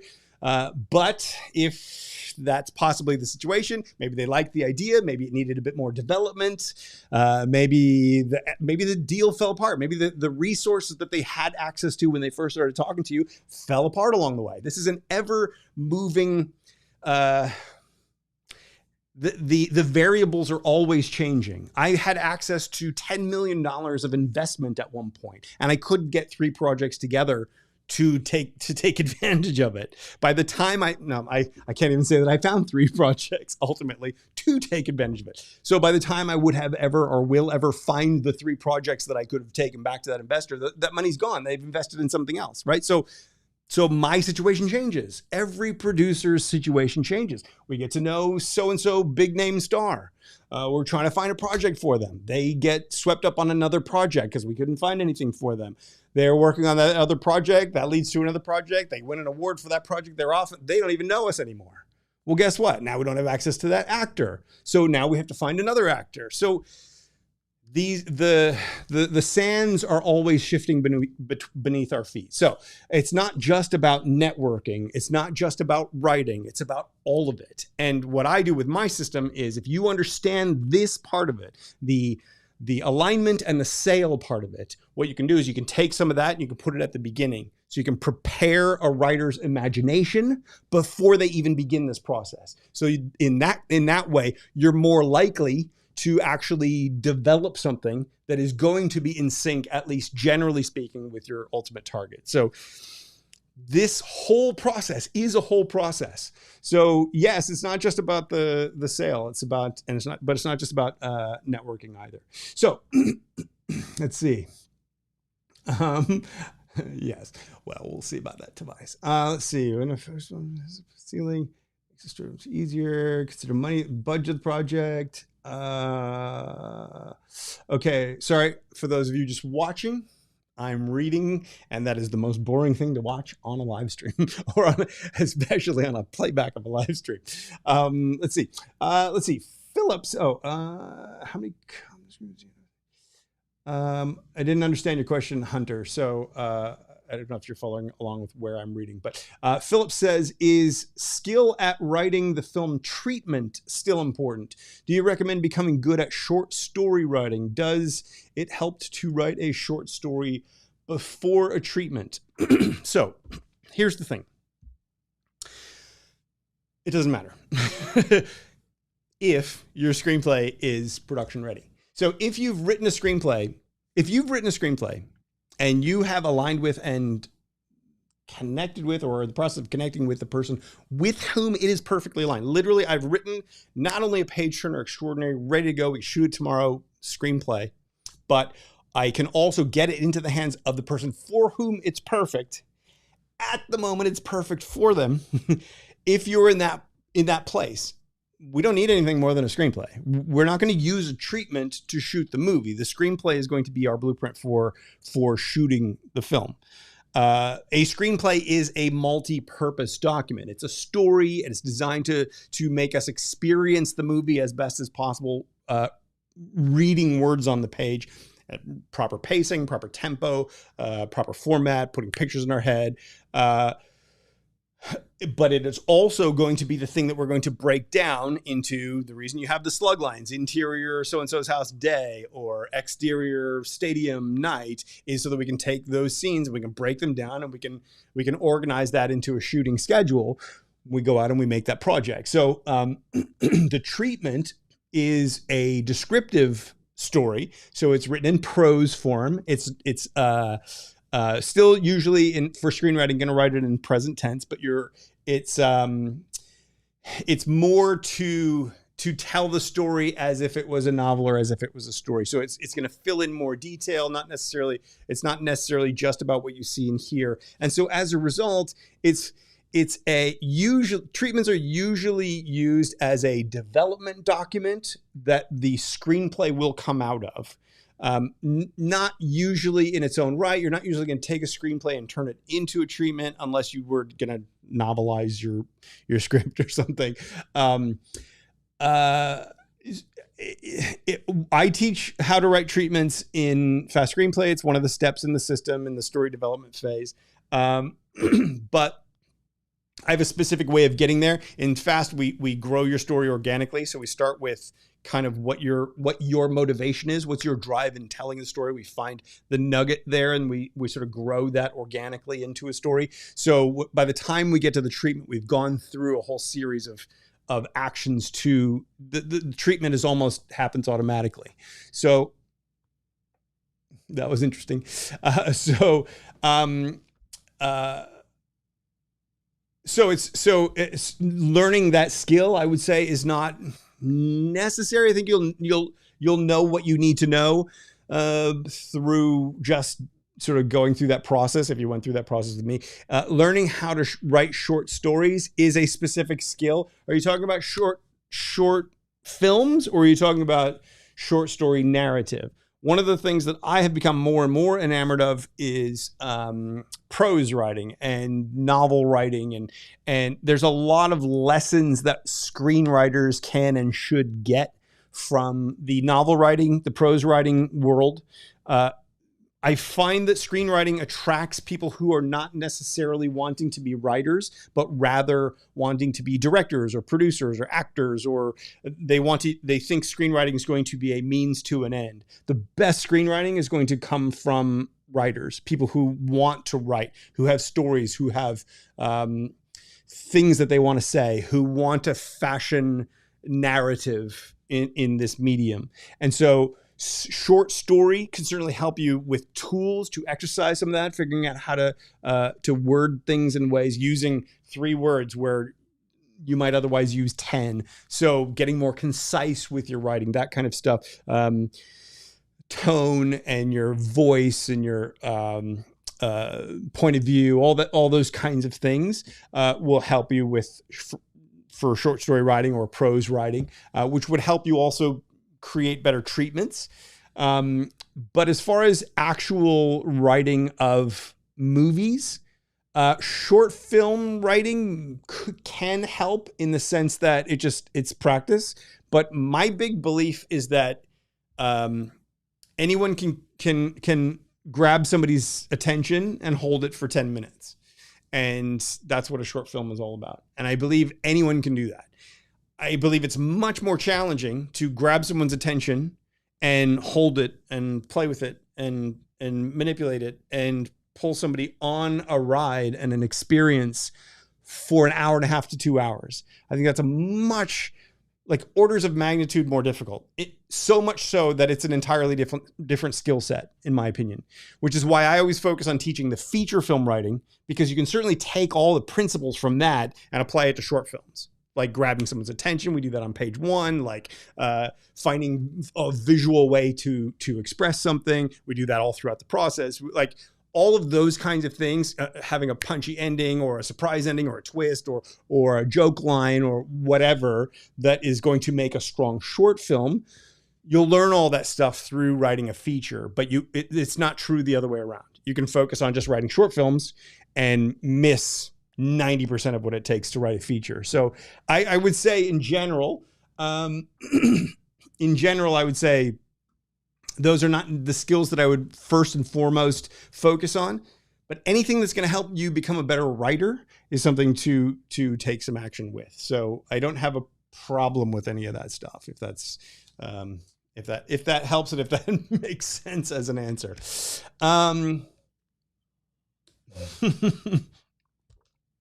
Just because I got to give you props for a shout out for that one. Obviously, Blue Sky has heard my stories too many times.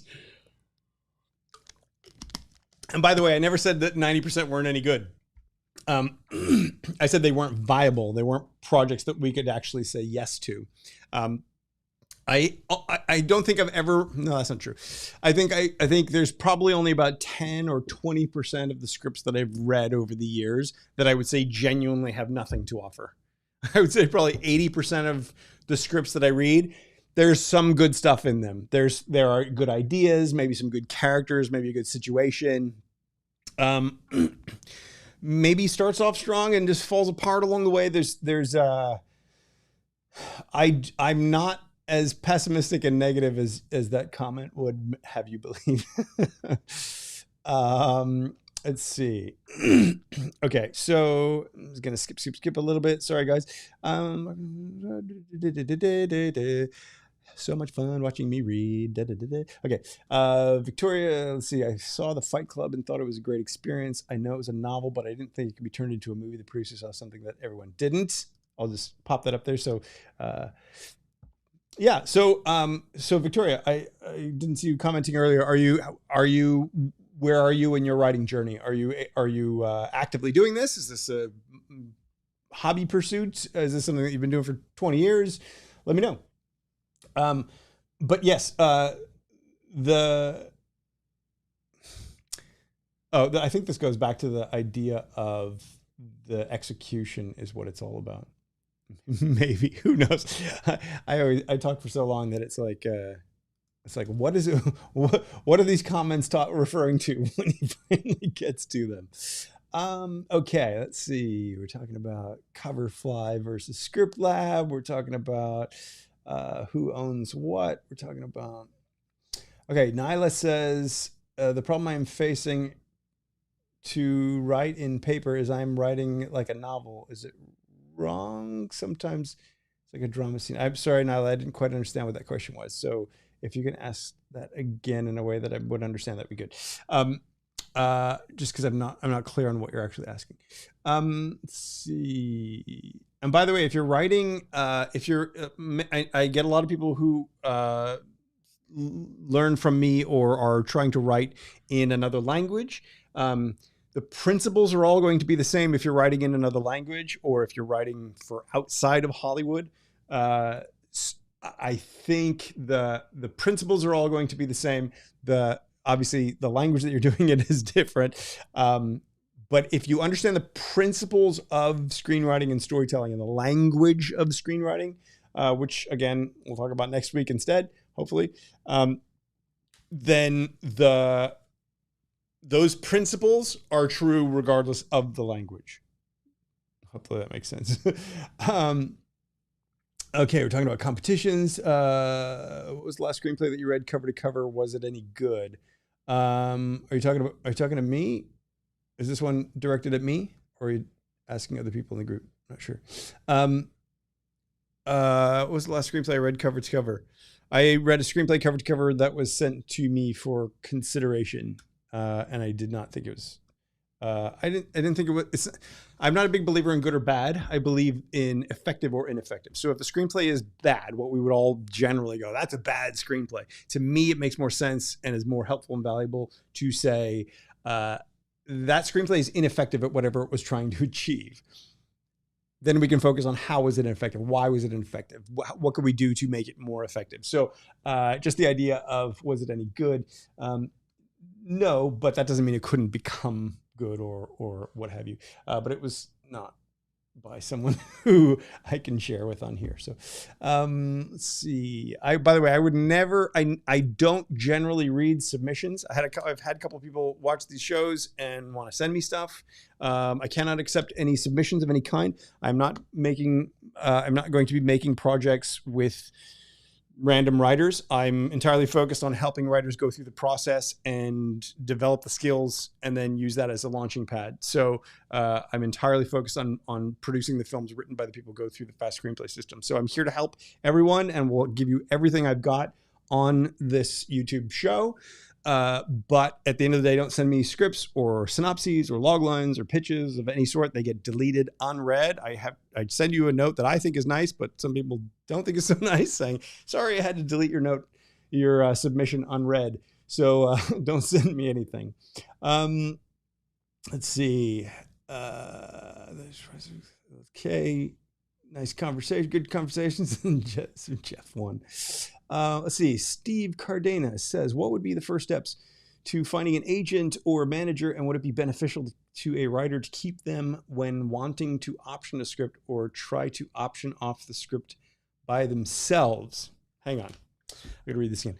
What would be the first steps to finding an agent or manager, and would it be beneficial to a writer to keep them when wanting to option a script or try to option off the script by themselves? So let me see if I understand this. And I'm just trying to be clear.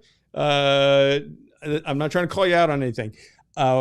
You want to get an agent, and then the second you potentially would make some money, you want to jettison them. This is one of the, if so, and I'm not saying that's what this is, but if so, that is what so many writers want to do. And I'm like, what? Is it because you don't want to give them a commission? Because that's weird, because that's how they live. That's how they pay their mortgage. Okay. So the first steps to finding an agent or a manager are to write at least 3 extraordinary screenplays. Then the best way to get an agent or manager is to have one of those projects be made into a low budget indie film that then wins an award. Because what will happen is you will have proof that your work is marketable, that your work is wanted in the marketplace, and that in the marketplace it is liked. That will make the other 2 projects much more appealing to an agent, who will then want to go out and go work for you while you try to work on the next project. Or maybe even try to get you some pitch meetings where you can pitch other projects that you haven't written yet that you could get paid to write. Now, is that realistic? Not for a new writer. Is that realistic? Is that easy? No.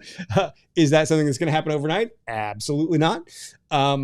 But if you imagine that you've written a script or half written a script, or you got a good idea for a movie, I get this question constantly. And I'm not saying that's what you're asking, but I do get this question constantly.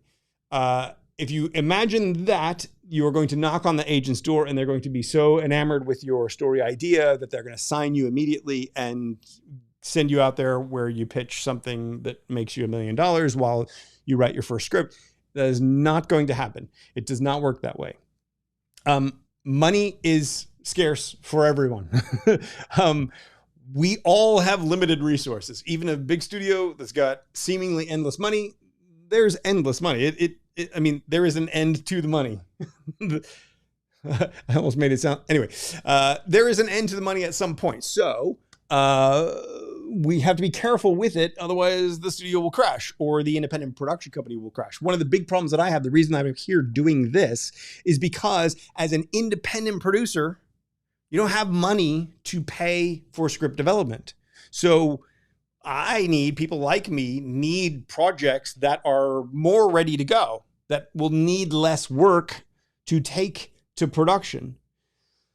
That's hard when most writers don't want to do that work to get there, right? Not saying that's you, but that's the challenge that we often face. Now, an agent only makes a commission when they sell your work, when they do the deal for you. It's not like hiring an entertainment lawyer who's going to get paid an hourly fee or some sort of retainer or whatever to negotiate a deal on your behalf. If all you want is someone to negotiate the contract on your behalf, hire an entertainment lawyer. You don't even need an agent or a manager. You're going to have to go out and get the deal yourself. You're going to have to go out and make it all, make all your industry contacts and whatever yourself. And then when it comes time to negotiate, here's my lawyer's information, negotiate directly with them. And then they'll negotiate the deal. They'll do all dot the I's and cross the T's and make that deal happen. An agent is someone who's going to work with you and for you over years. So ideally, that's their ideal. That's your ideal. They're going to try to generate revenue for you. They're going to try to get your work noticed. They're going to try to get you meetings and all this kind of stuff. However, their job is to represent you, not to go get you all those jobs necessarily. You're still going to have to go get your own work. And if you do go get your own work, then they still get a cut. That's what they're there for. Let them have their cut. You want them on your side. If you have an agent who, the second you start getting some money, or this happens all the time, a writer will be at a certain level, the agent will help them get this work, and as soon as they start making some money, happens for actors and directors and agents or producers, for writers, for everybody, they suddenly move over to a bigger agency who has maybe more in-house deals that they can make and can package stuff with other clients that are on the same roster and all that kind of stuff. And then this poor little agent who did so much work for you is cut out of all that future revenue. And that's not really fair. That's not cool. And so that is one of the challenges of the agenting world. And so, so it'd be beneficial to keep them when you want to option a script.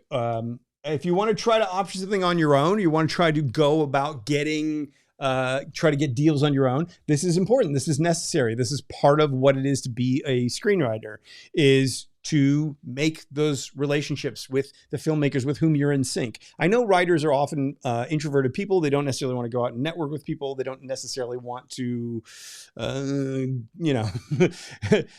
knock on doors and stuff like that. But if you think of it differently, and you think of it in terms of you are looking for people with whom you're aligned, it's really about finding people you like and finding people you're connected with and people who want to make the same kind of stuff you want to make.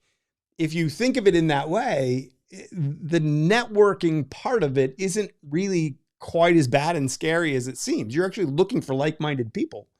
That can be a little unnerving, a little awkward. That's part of the reason my system is set up the way it is. We have a couple of steps early on that do some initial work to prepare you for that kind of a thing. We have some steps later on that take you a little bit further into that, so that when it is time to reach out, it's not this big scary boogeyman of a thing. It's something that you have a little bit of skill and experience and practice with.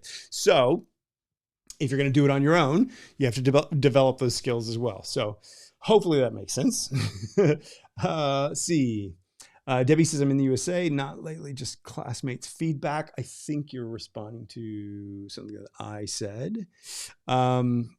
Okay, cool. So, but I think I'd asked you if what you've been doing in the meantime since the spec scripts for Star Trek. Anyway, okay, so you wrote, Dimitri said, I actually wrote a 1-page synopsis today of the thing that you sent me, which was a 3-page synopsis. I generally don't recommend writing 3-page synopses. Maybe write one, maybe have it, but the skill is learning how to write a compelling 1-page synopsis. Because if you can pitch somebody your log line and you can grab their attention and they see something extraordinary in what in what you're pitching, and then you dazzle them, you exceed their expectations in a 1-pager, well, then now we know we have a screenwriter.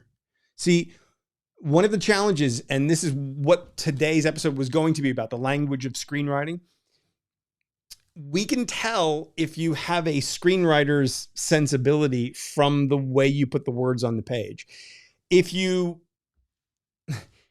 Screenwriting is a visual story form. It is a concise, it is an evocative form of writing. So I always say you want to figure out how you can replace 10 words with 3, but have those 3 say far more than the 10 ever did. If you can do that, then you're getting into sort of the realm of where screenwriters need to be. If you have a 3-page synopsis and it sort of meanders through those 3 pages to get the story out, then it's not going to be as, it reveals more about you as a writer than a 1-page synopsis would. Like a 1-page synopsis that's super punchy, that gets me that story, and the essence of that story is going to be far more powerful to you and far more beneficial in the long run. So hopefully that makes sense. So keep focusing on the 1 page. And again, in FAST, we do the treatment. We do the 1 page. We do a 1 page over here. We do 1 page over here. We do different things depending on where you are in the process. Hopefully that makes sense. Craig says, Mark Lester, AWP, who I know, said similar stuff to Jeff. He was acting as sales agent on another project. Sad thing is Jeff's 17% of private equity fell away. And we were also, that's the project that fell apart. Yes. Yeah. Happens all the time. It's not unusual though. And this is why writers often get dejected. Screenwriters particularly get very dejected and feel very rejected when a project falls apart, or you get an option and your project's option for 6 months or a year, and then they don't renew the option. And it's like, it's not a reflection on you necessarily. It is alignment. The alignment is the key idea to understand. I'm actually in the process of writing a new book, and it's all going to be basically about how alignment is the key to your success. If you can understand, get your head around, and write with the understanding and awareness of what alignment is and how it works and how it is the mechanism by which you connect. If you can understand that, it will change the way you approach this whole thing. And it's no longer depressing when someone doesn't like your work, or when someone gives you some negative feedback. You can focus instead on what's valuable about that feedback. So hopefully that makes sense. Let's see. Okay. The ghost says, and this is referring to something much earlier in the show. That's actually why I stopped after my second pilot. I've been taking more online classes, watching videos, looking up examples, and so on to try to improve my skills. Awesome. I'll just do it since now I think you're going to be our sort of running theme through this thing. That's fantastic. And that's important. That's essential. Cool. So let's see. Can spec scripts end up being the script that is used when the production is in the filming process? Let's go to that one.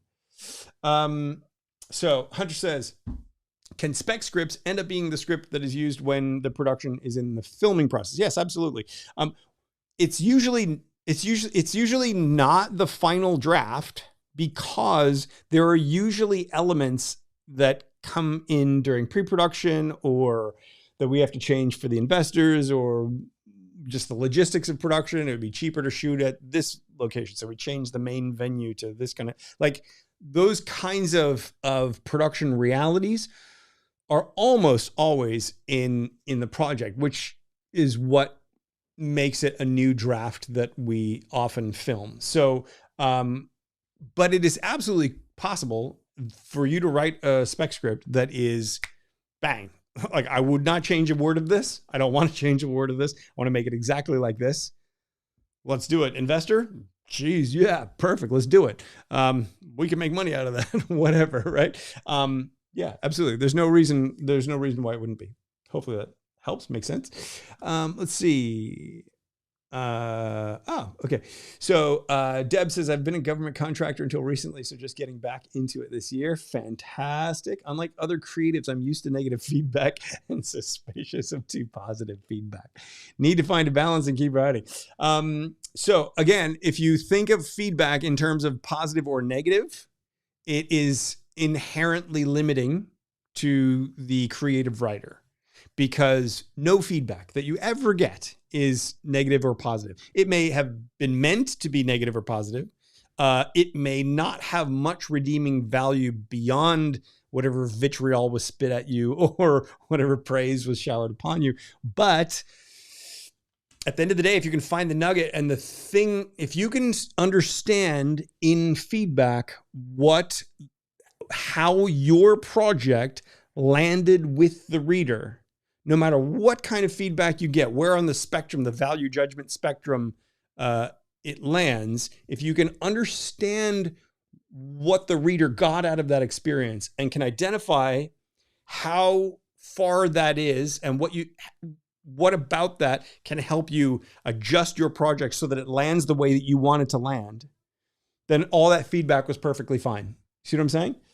Hopefully that makes sense. So to me, it's not even a matter of being positive or being negative or worrying about those kinds of things. It really is about understanding how your project landed. Hope that makes sense. Shane says, what I'm most excited about for myself, because I love sci-fi, is to work with you, Jeff, and be part of the writer's room and make some low-budget sci-fi films. Yes, let's do it. Got to finish. Shane, specifically, I know you're going through fast screenplay.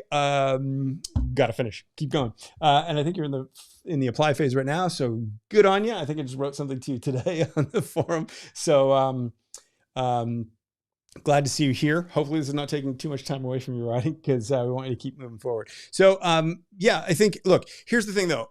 I want everyone who watches this and people who watch this later on to understand that it's not just about working with me. These principles, what I try to do is to teach you not just how to work with me, but to teach you or help you understand how to work professionally, right? So I've been at this game for a very long time.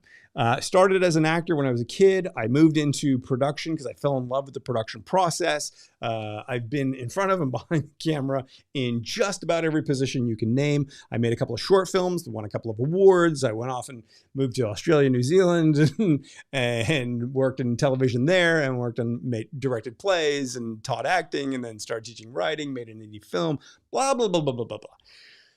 I understand that my goal is to start an indie film studio that makes many, many films every year. Not just me, not me hands-on making all the many, many films, me making a handful of films, but having a production network with producers and directors and actors and people all around the world making films written by writers who I have helped get to a level that they can write something extraordinary, quickly, fluidly, intuitively, in sync and aligned with whatever the production teams need around the world. That's the idea behind that writer's room and all that. Understanding that, I have a vision for what I'm trying to build, but even if I hit my wildest dreams, there is so vastly much more opportunity out there than if I could hit releasing 100 films a year, which sounds bonkers, right? Especially when you still can't find those writers to go through and develop that one project. But if that's the target, if that's the goal, and that is the goal, but not immediately, make one film, make 3 films, expand it to 6 films a year, 12 films a year, 50 films a year, 100 films a year. If it grows like that organically, naturally, then the early films we make, the profits paid for the next films that we make, and on, it expands. And I have a whole business model to make this happen, which I don't talk about too much on this channel, but that's kind of where we're trying to go. But even if I was to make 100 films a year, we get 100 writers or even 1,000 writers together in 100 different writers' rooms, and we make one film from each of those writers' rooms. So every 10 writers are involved on the one. They've all written their one film, but we select the one and we make 1,000 writers. That'd be 100 films in a year, right? There is Sundance Film Festival gets 4,000 feature film submissions every year.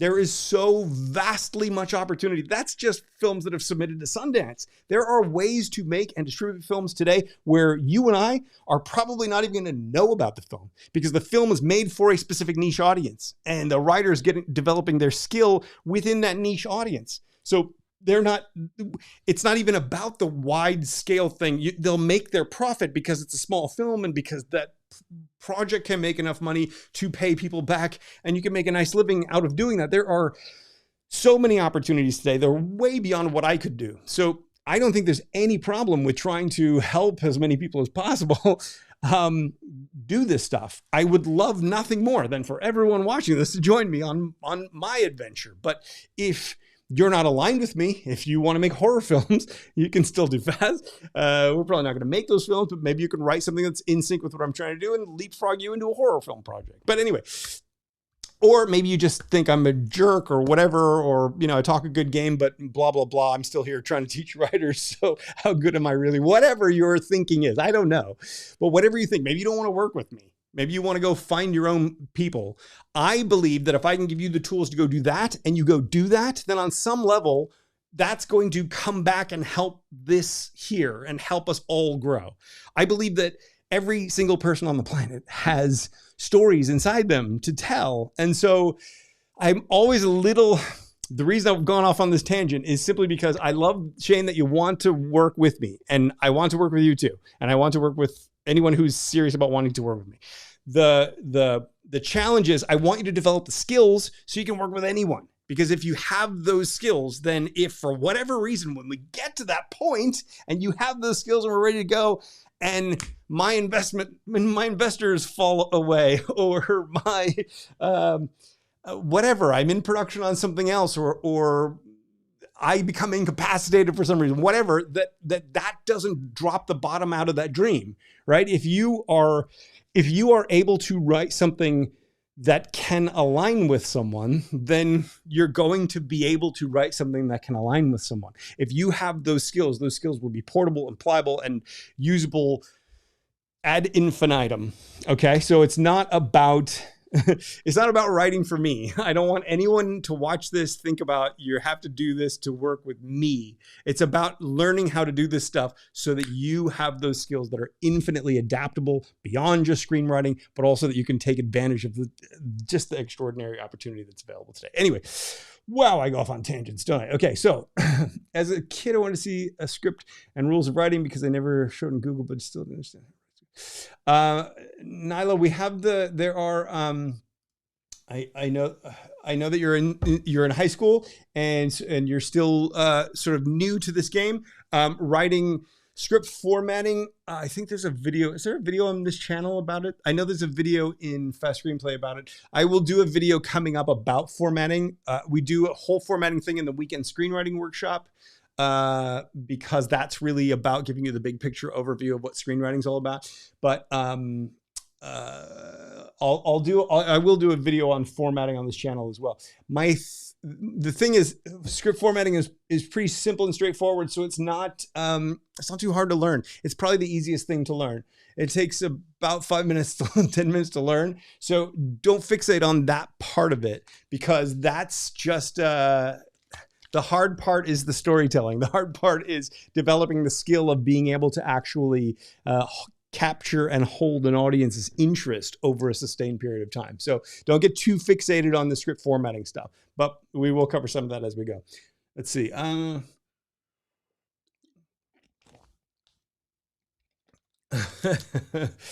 Okay, so let's see. There's more talk amongst themselves.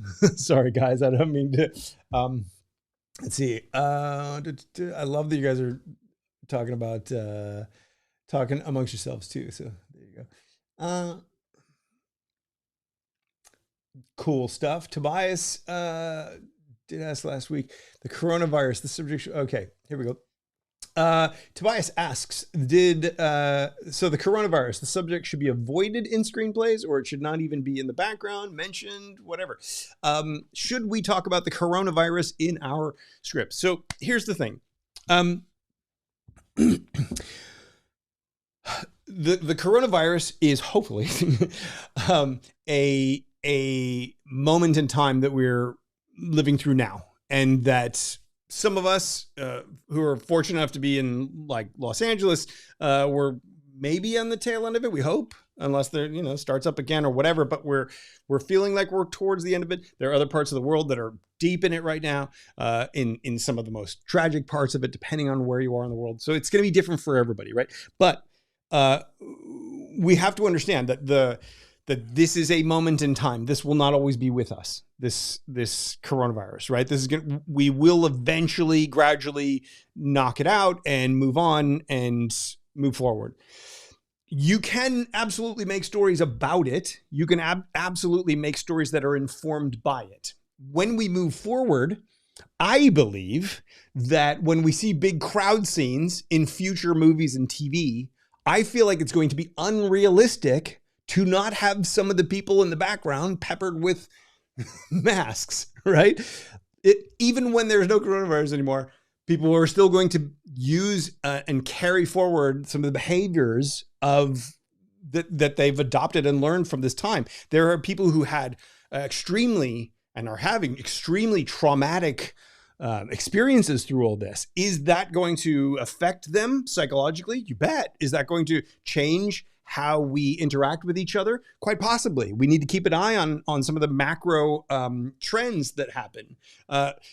It is working remotely or working from home or moving out of the big cities. Are these trends going to continue? Is it going to expand? Is that going to be more of the normal? And if so, where are the stories to be had in that? At the end of the day, it's not about talking about it or avoiding it. It's really about understanding what you write today probably won't be released as a movie unless it's super low budget. Probably won't be released as a movie for somewhere between 2 to 5 years. So if that's the case, where are we going to be 2 to 5 years from now? If you imagine where we'll be 2 to 5 years from now, and you think, well, the coronavirus is probably going to be well and truly gone. We might even have had 2 or 3 years where it's not even a part of our thinking anymore. So by 2 to 5 years from now, by 5 years from now, possibly the masks will all have disappeared completely, right? We'll have gone through our scared part for 2 years or whatever, and we'll eventually start getting rid of it and go back to normal or what have you. It's hard, nay, impossible to predict what's going to happen. But as writers, screenwriters particularly, you have to be thinking about that because that will affect the marketability of your project. If you write a very coronavirus specific project, I would argue it's probably going to struggle to get made in the medium short term, but then a little longer term, when there's a bit more distance from it, maybe it will get a bit more traction because there might be more interest in it because we'll be further away from it. We'll be able to see it more objectively. There are literally, unfortunately, hundreds of thousands, millions of stories from that time, from that era, from this era that we're still going through, certain parts of the world. There's so many complexities. This country's in trouble. That country's doing great. That country's scared of what might happen because of what's happening with that country. Like, so many things going on that as writers, I believe we need to be aware of this and factor it in. If your goal is creating something with authenticity that's realistic, you're going to want to at least incorporate the world as it would have or did or does react to the reality of that situation. If you're trying to write pure escapist fantasy, an action film, a Fast and Furious film or something, I would say probably don't even include it at all. It depends on what you're trying to do. If you're writing a Jumanji or something, no, it's not going to, right? So everything depends on what you're writing, what sort of level of reality or authenticity it needs to have as to whether it should get mentioned or be in the background or be something avoided entirely. Hopefully that makes sense. Let's see. Other people answering the question for me before I got there. Let's see. Do you find the process at all different when writing a versus movie? Okay. Since their IPs have mutually exclusive fan bases, how do you avoid favoritism? Okay, so I'm going to step right out and say, I have no idea. This is not the kind of movie that I would ever write. It's not in my wheelhouse. It's not what I'm about. So I don't really have a great suggestion for you. I have not honestly given it much thought. However, just instinctive thoughts and reactions and principles that I can talk about. If you're writing a versus movie, you're going to have the two different fan bases, and what people are going to want to see is the battle between the two, right? So what you're going to want to focus on is how this one's strengths overpower this one's weaknesses and how this one's strengths overpower this one's weaknesses. You're going to want a tug of war. You're going to want to push and pull, right? So you're going to very much want back and forth. You're probably going to want to treat them as two narratives with two heroes, where the villain of this one is the hero of this one. So you'll have the way and by the way, I have not watched these kinds of movies, so I don't know if I'm speaking about how they actually play out. But the way I would generally imagine the best way to approach it would be to have the hero of one, the villain of the other, hero of that one, villain, like that person is the hero and the villain, depending on which storyline you're focused on. And I would think you would want to have compelling motivations for each. So when you're talking about like Freddy versus Jason, you're talking about like a serial killer. So it's all about the gore and the violence and all that kind of stuff. So you want all those things. You want all those elements in that horror story. For Batman versus Superman, you're going to want each to be its own, to pull it forward. So the point that I'm saying is, I don't think the process is different. When you say the process, you're talking about the writing process. The writing process is the writing process. Focus, apply, strengthen, tweak. If you want to focus your story, you can focus all these things I'm talking about right now into a compelling story. Write it, rewrite it, strengthen it, polish it. You got a page turner screenplay. So that's why fast works for whatever you want to write. If you're talking about the process of mapping out a narrative that's going to be a compelling story, I think you're going to want to service both fan bases, and I think you're going to want to give each a compelling reason that's true to that fan base or true to that world that's going to push the story forward. Avoiding favoritism. I don't know. I feel like, and I could be wrong because this is just not in my wheelhouse, but I feel like you would want to, pick a hero, like who's going to ultimately win and why, and how does the one that loses get out without losing face? So that they can lose but not lose face, because otherwise you're possibly going to piss off the fan base. That's what I would say. Anyway, I apologize that that's not my wheelhouse, and so it's not really my. Probably not a great answer, but hopefully the insight gives you something.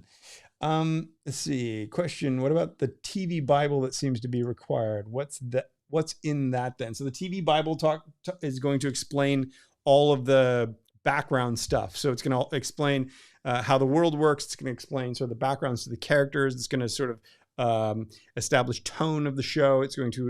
So the idea is, if someone, let's say you were a spec script writer, and you get hired to write a spec script, or you get hired to the staff of Breaking Bad season 3, right?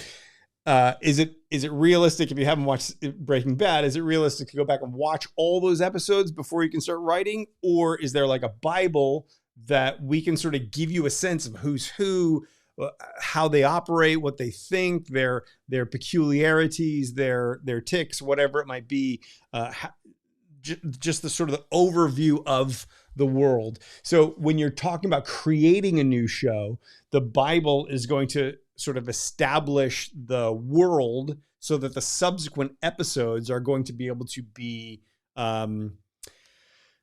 consistent stylistically, and characters are going to be consistent and all that stuff over the course of the series. So there are resources out there. I'm not particularly focused on TV terribly much.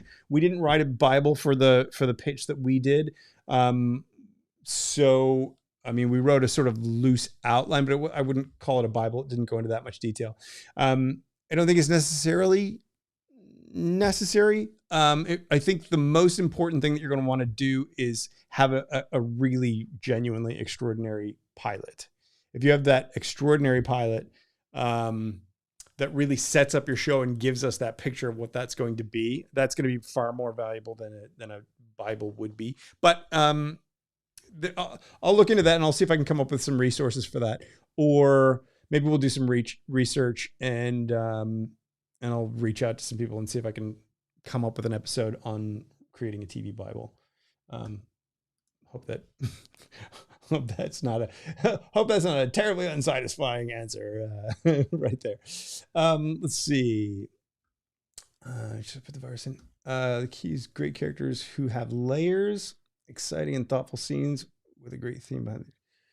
I didn't know what this meant, Tobias. The key is great characters who have layers, exciting and thoughtful scenes with a great theme behind it. The idea, not so much.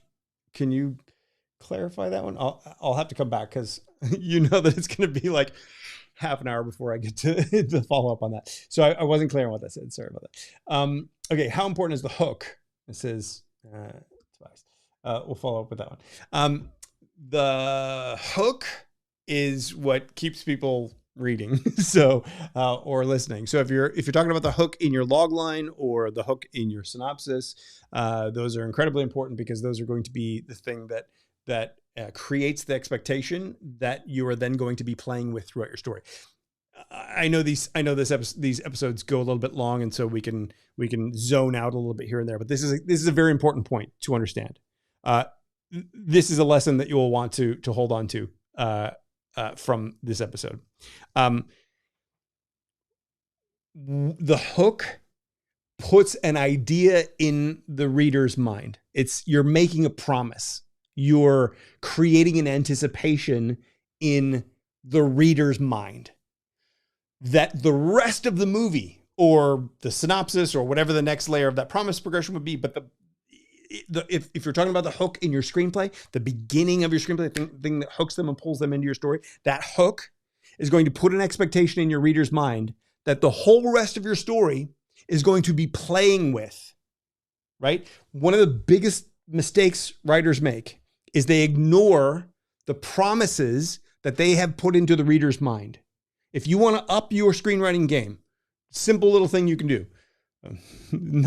It's not simple, but something you can focus on specifically. Understand what your first page put into your reader's mind. Where do they think it's going to go? Now what you do is play with that. So if you've ever like watched a movie and gone, oh my God, that twist just spun me around. I had no idea, did not see that coming at all. That's because the writer knew where your mind was going to go. They were playing with where your mind's going, and then they were able to do this thing over here, right? That's what we're talking about with the hook. The hook pulls them in, makes them go, ooh, I want to see where this is going to go. And then you, knowing that they want to go here, because that's what the hook promises, that's what you play with at that point. You give them a bit of that. You pull that away. You twist a little so we go somewhere else and expand on that or what have you. So if you can understand that basic dynamic, the hook itself is super important, but it's not important in the sense of you have to have a great hook. It's not about having a great hook. Just coming up with a cool hook does nothing. As a writer, you need to understand you need to have a great hook that you then actually make the most out of. If you don't make the most out of that hook, no point in having that hook. It's a gimmick that pulls somebody into your story. Does that make sense? So, that's my answer to that question anyway.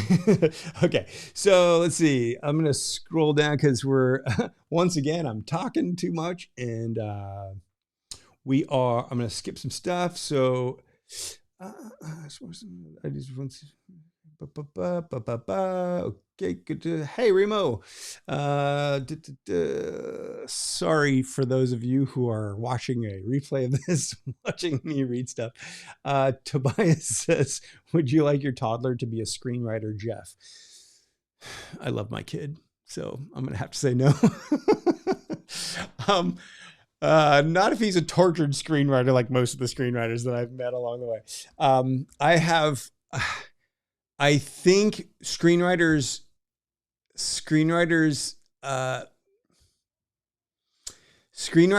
don't get the love that they should get in the industry. I'm hoping to change all that with what I'm trying to build. Name 10 screenwriters. If you're not a screenwriter, you can't. If you're a screenwriter, maybe you can. If you're a screenwriter, you still might not be able to. But, name 10 famous screenwriters.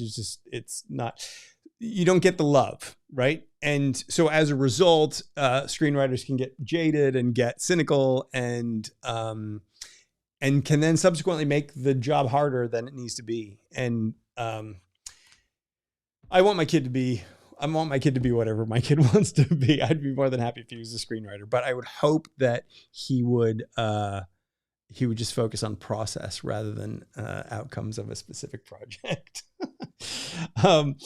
Tobias says, what is the meaning of life? Any thoughts? Well, I can tell you, but then we go off in a different direction.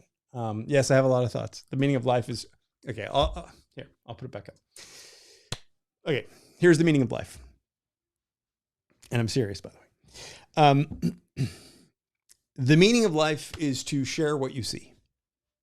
The meaning of life is to experience your unique window on the world, your exclusive window on the world, as fully as you can.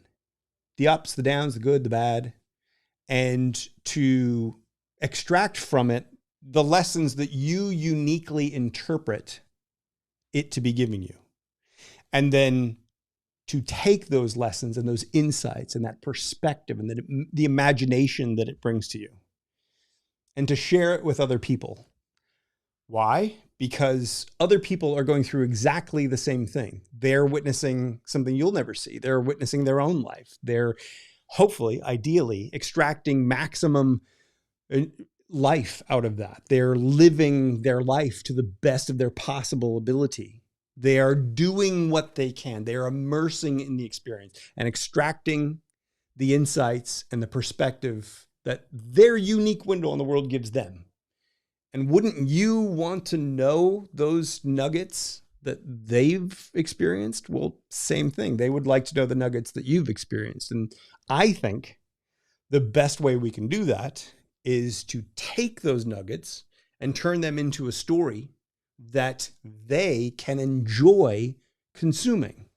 Because if you tell them, teach them, give them insights, expand their mind, widen their perspective in a way that they can enjoy, well, then you've made their experience all the more pleasurable, all the more immersive. They will take that experience, that story that moved them, they will take that and remember that throughout their life. And in that way, if we keep doing that with each other, we inherently fulfill and benefit one another's lives.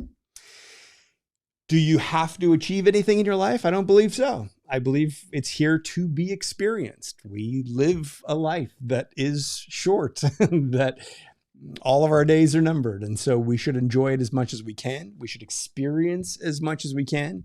And I think we should extract as much as we can out of it, perspective-wise, embracing it as much as we can, helping other people, sharing with other people, giving, as I'm trying to do with you now. You're doing it in your own way.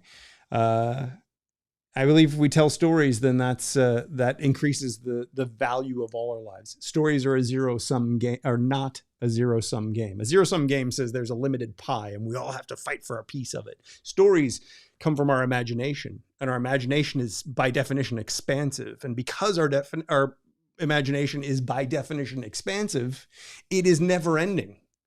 Your expanding imagination does not infringe upon my expanding imagination in any way, shape, or form. If anything, you have all the more potential to have more insights that can help me have more insights and experience more fully the life that I'm living. I believe the meaning of life is to experience our lives as best we can, to immerse into it as best we can, and then to share that with other people. Bet you didn't expect me to actually answer that question, did you? All right. Anyway, truly, that's what I think. So anyway, moving on. By the way, that we could probably find the time code of that when it's a video on YouTube. Send people here, and then no one will ever want to work with me again. Oh God, this guy's crazy. By the way, there is no Kool-Aid to drink. Don't worry. Okay, so Jeff, how often do screeners end up being sued for stealing other people's ideas? I don't think it's very common at all. I don't know anyone personally. I think I've maybe read one story, two stories. I don't know. Over the 35 years I've been doing this, I have not been following closely enough. But I would say, as long as you are creating something original, then it's yours. As long as you can show chain of title, you can show your early works and how you came to the script that you wrote.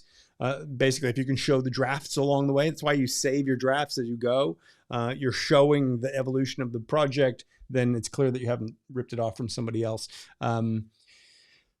Copyright also is a very it's a very rare thing to get to win a copyright infringement. Like for someone to lose a copyright suit, they will have to have like almost verbatim stolen 50% or more of a project. Like even a scene or two that's almost verbatim is usually not going to meet the standard of it. So the reality, however, is that honestly, it's just not something to worry about. We all have infinite ideas, and those infinite ideas are never ending. Ideas spark ideas. So if you have an idea, there's no need to steal anybody else's idea. If you like somebody else's idea and you want to steal that idea, take something about it, put it in a different world, change the characters around a bit, and tell that story. Like find the original version of it. Like take it to the next level. Add a layer to it that the original didn't have. There's so many ways to expand an idea or a story that it's just not necessary, in my opinion. Okay, so let's see. Gonna keep reading, gonna keep skimming. Sorry, guys. John says, I gave someone some feedback on a screenplay they wrote and they took it too personally. I prefer people are honest with me, even if they think my screenplay is terrible. I agree, John. I do that. I used to do that all the time. That's why I don't even give any feedback on screenplays anymore. I'll give feedback to people that I'm working with, who the feedback will be to try to get the script to a place that we can actually produce. So, so thank you for that. I'm skimming. Hello. So by the way, if I skimmed last time and I skimmed over your comment and now I'm skimming comments again and I skim over it again, send me an email or something. By the way, you can always send me an email. I don't have a card. I still don't have cards. I don't have a team to do this stuff. The Screenwriting Show. That's what this is called. The Screenwriting Show at gmail.com. You can email me there for anything related to the show. If you have anything you want me to review, still, there have only been 4 people who have sent in stuff to be reviewed. I thank all 4 of you. We may at some point do some review stuff, but until we get like a bunch of people in, I don't want to start that and then not have people sending stuff in. So anyway, so if you have any questions or anything that I've missed, let me know. Let's go back.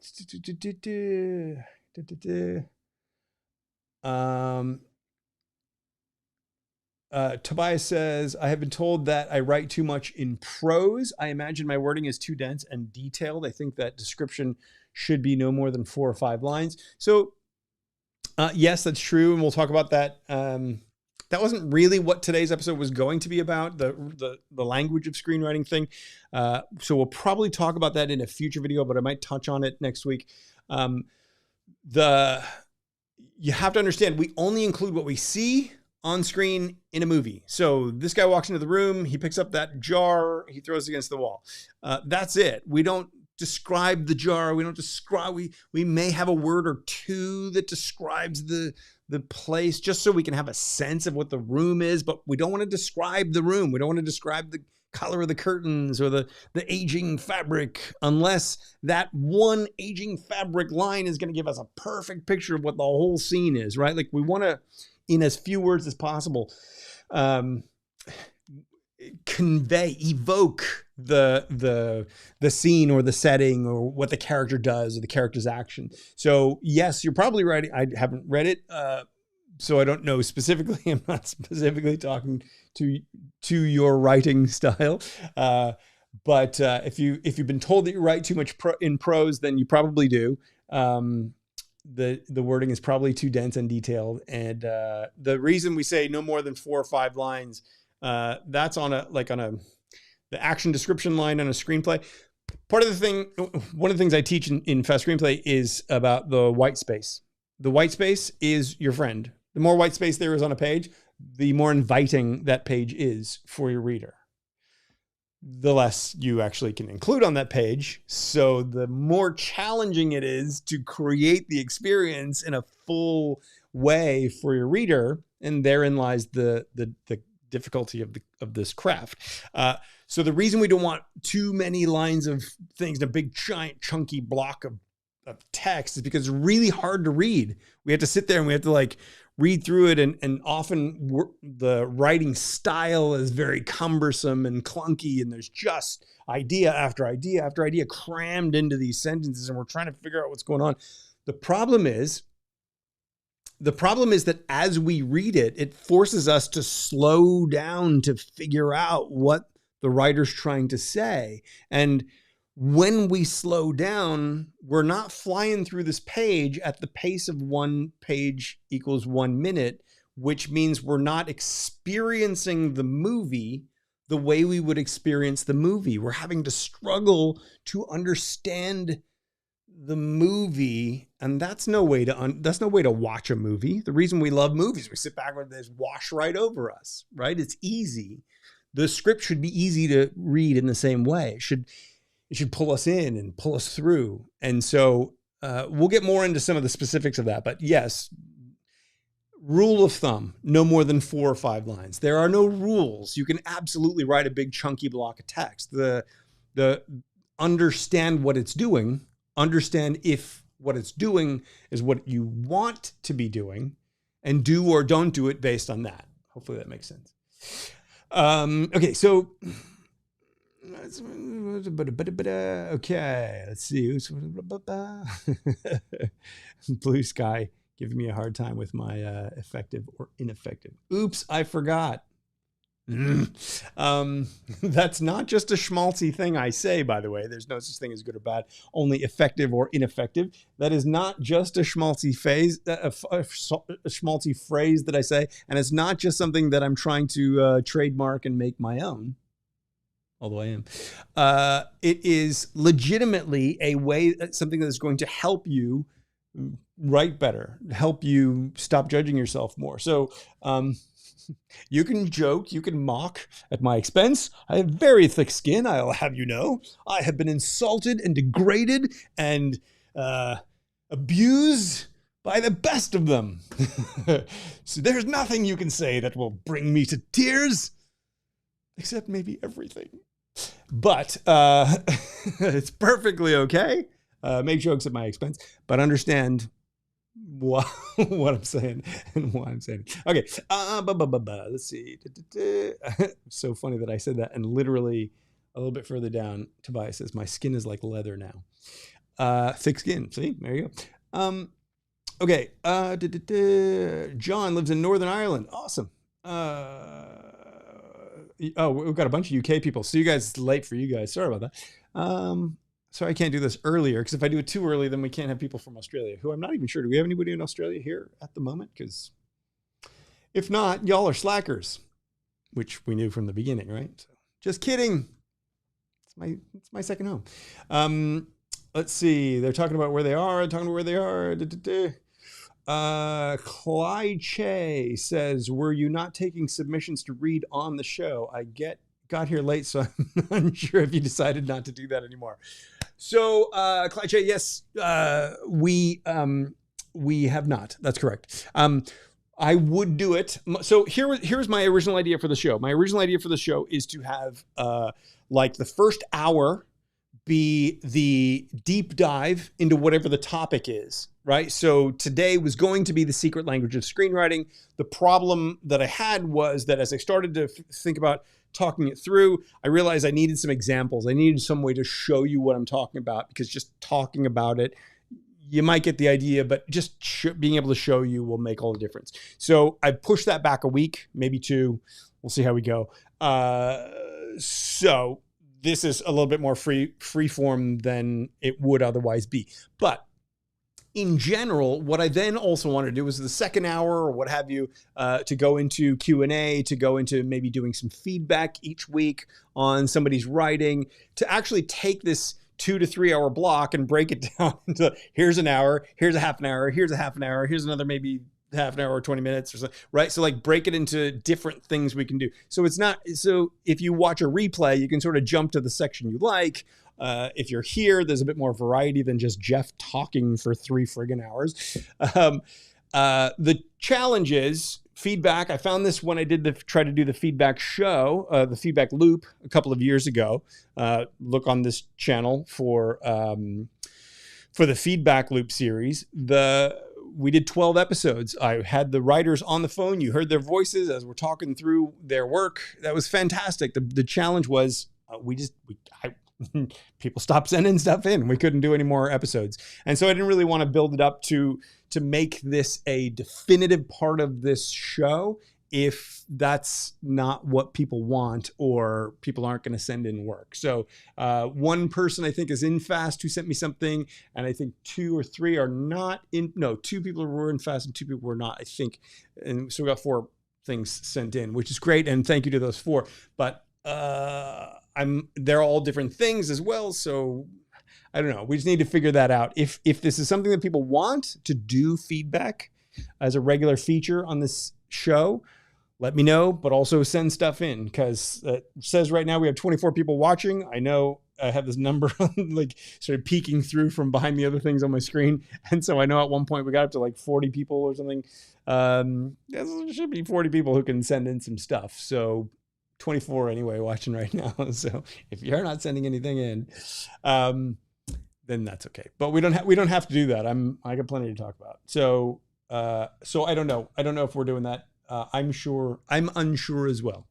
But if you have something, Clyde, you did not send it in. So please send it in if you're interested in having that. And if not, let me know why not. So since you arrived late, what we were trying to talk about in this show, I always get sidetracked by going off on tangents, talking about what you guys are talking about in the chat box. But what I was trying to do was I really want to know where you're at. So if anyone's here that wasn't here at the beginning, where are you at with your writing, and what can we do to get you from where you're at to actually a screenwriting career?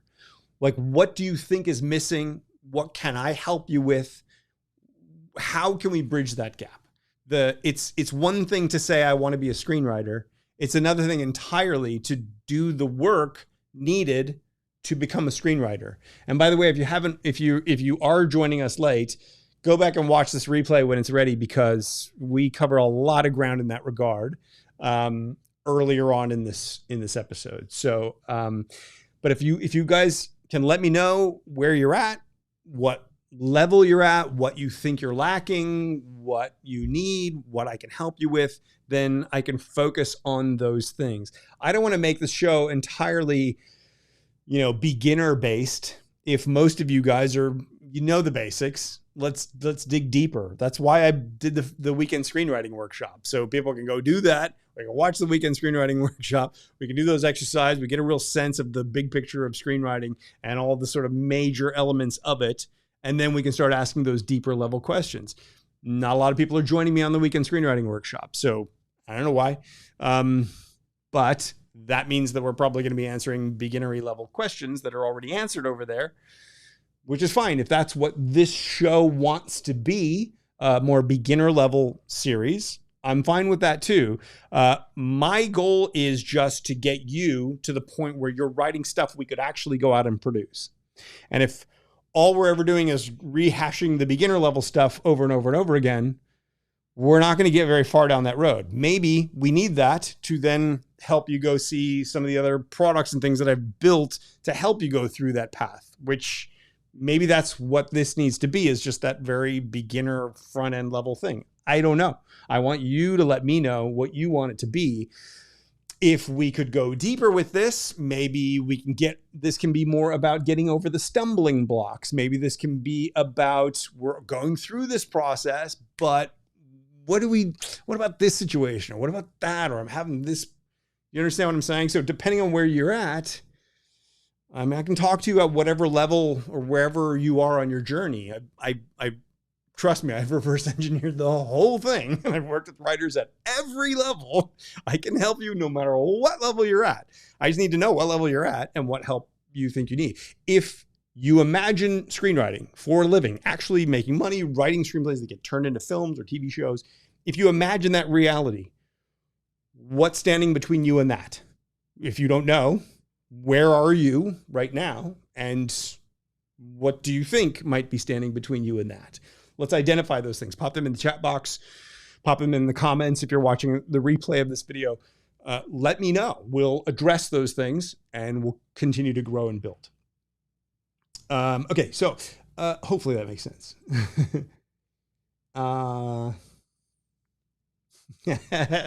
Here you go. This is classic. This is a classic feedback thing, right? Cool. Totally appreciate it. But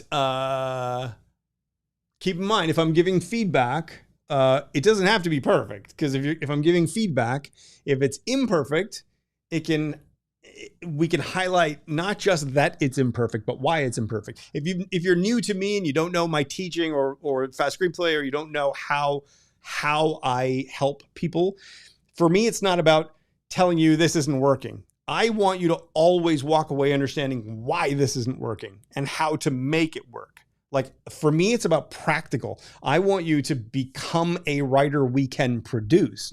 Me, some other producer like me, producers in general. I want to get you to that place. So just helping you understand theory or guiding you through the conventional wisdom doesn't really get us too far. Where we're going to get somewhere is if I can help you really understand, oh, okay, this sentence doesn't work because the image order is out of order, or whatever it might be, right? So, oh, I see. I've added 3 ideas that confuse. The second one confuses what the third one is. I need to reorder the sentence like this. Bang. And by the way, now I know how to reorganize all future sentences. That's, by the way, the kind of thing that this episode was going to be about, which we'll try to make it about next week, or the week after. We'll see. So if you have feedback, stuff to send in that you want feedback on that you think is going to completely change, you want to make a better version of it, I can do feedback on people's work without saying your name if you prefer to do it anonymously, or if you want your name to be seen and claim your ideas and all that, we can do it that way too. It's entirely up to you. I would like to, I have this piece of machinery here, which would enable me to take phone calls and interact with the phone call live as we're going through it. I haven't tested the technology, but at some point I would like to maybe come up with like a Google phone number or something that people can call into the show and we can do a talk through of the feedback. So if that's something you're interested in, let me know. Setting that up logistically is yet another thing on my already crunched workload. So I can't promise it right away, but let me know what you guys need. The more you can tell me what you guys need, the better. Sola says, hi, I'm Sola, the one who asked you about going to college. Remember me. Sola, someone else named Nila also asked about that. So I had the big rant at the beginning about it. So hello. And I'm sure you wrote this half an hour ago, but so hi. So I asked about going to college before, and this is my first time being one of your live shows. Awesome. I started writing novels when I was 10. I'm currently 14, and one day I'll be a screenwriter in Hollywood. Yes, you will. You absolutely will if you keep at it. I started writing when I was 12, and I nearly sold my first screenplay when I was 18. So, and I wrote when I was young, and studied and read everything, tried to get better and better. I look back at those scripts now, and I think, but that's because I know so much more now, and I'm so much better now. So never worry about how good you are at the point that you're at, right? Like, you will continue to improve. If you focus on continuing to improve, you will continue to improve potentially forever. And that's the beauty of writing. If you are 14 years old, you have stories to tell.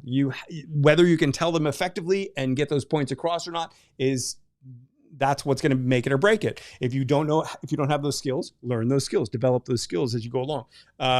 If you are 50 or 60 or 80 years old, You have a whole lifetime worth of stories and insights and perspective and wisdom. And if you don't know how to tell those stories, you have to learn the process and learn the skills and the craft and be able to tell those stories. I genuinely believe stories can be told from people at any age. You're never too young. You're never too old. You're never too in the middle. Nothing passed you by. When it comes to writing, you have stories inside your head. Focus on learning how to tell them as compelling stories. Learn the process, the whole process, the complete process. Learn how to go through the process so that you can start to develop your stories intuitively, so you can capture more of your stories. You don't just have one story in you. None of us do. We live full lives. We meet hundreds of people, thousands of people in our lifetimes. They're all unique experiences. We witness things on the street. We watch things on the news. We imagine things when we dream. We all have so many stories inside us. All we have to do is figure out what is the process to turn those ideas and those experiences into stories. That's the thing that's going to take time. That's the thing you have to keep taking action with. That's the thing you have to develop. If you can develop that, then if you're young, you'll be able to develop extraordinary stories when you're still very young. If you're 14 now and you put your all in, if you put 3 hours a day into this, if the 10,000 hour rule, if you put 3 hours a day into this every day for the next 10 years, 10 years from now, you'll be 24 and you will be a master screenwriter. Like, that is, the world is your oyster. I have said this to countless kids who comment on my YouTube channel videos. And no one does it. And I get it. When I was young, I wasn't that serious about it either. And you have something else catches your attention. But as you get older, the same principles are true. If you're going to master it, you have to put that time in. If that's disheartening because you're older and you're going, I don't know if I have that much time, you probably have already done a lot of things along the way that have prepared you to be further along that journey. So don't fret if you're older and, oh my God, I don't have 10,000 hours left. Act as if you do, learn as if you do, because keep moving forward as if you do, you're going to get better regardless. So anyway, that's my suggestion, my advice. Anyway, welcome, Sola. Nice to have you. Let's see. Tobias says, Jeff, once we've completed fast, how can we find producers such as yourself? This is a whole thing that we'll talk about. It's a whole thing that we'll talk about in future episodes, finding and connecting with people. There is no single answer to this question. Anyone who says, here's how you do it, is trying to sell you something. There is no here's how you do it. There is a process that will work across the board. It is about finding the person who's right for your project, figuring out how to hook them, and then exceed their expectations with your follow-up, so that they are dazzled and they see this person has my next project. That's what you want to do. So how do you do that? How do you find the producer that's right for you? Well, that depends on where you're at. That depends on what you're writing. It depends on your locality. It depends. There are hundreds of variables involved, which is why I can't sort of give you like here's a 3-step, 3 steps and your first deal, it's not quite like that. But if you understand the principles, if you understand the process, and this is why I keep coming back to process-based approach to writing, which is what I do. If you understand the process works for everyone. If you're writing an experimental avant-garde film that has nothing to do with Hollywood formula, it's not mainstream, it's very, very niche and bizarre and surreal. If you are aligned with a producer who wants to make that kind of project, and that person can get together $150,000 to make a little experimental indie film, and there's an audience of people who want to watch these quirky, experimental, non-narrative stories, you have the makings of it, right? You can make that happen. The process of shaping your ideas into what that story that you're trying to tell, or that non-narrative, experimental, whatever, getting that on the page, playing with it. Yeah, it's kind of the wrong kind of feel, right? So shaping it, restructuring it, blah, blah, blah. The process is the same. It's how the brain works, how we get things from the brain onto the page into tangible form as a movie. So focus on the process, understand the process, and you will be able to find the producers that are right for your project. I'll show you how to do that in fast for sure. I'm hoping to have a module about that kind of a thing here. To be honest, a module that we do here, if we talk about it here, or if I turn this into a module for essential screenwriting, which is a whole other thing we'll talk about later. To be honest with you, if you don't have the process, it's going to be very limited because you'll know how to contact people, but you won't have the skill to be able to draw them in. So that's why I always say focus on process first. Hopefully that makes sense. Okay, so Tobias says, please have a drink, Jeff. Okay, this is Gatorade Zero. Okay, so I haven't come out of the horror film closet yet.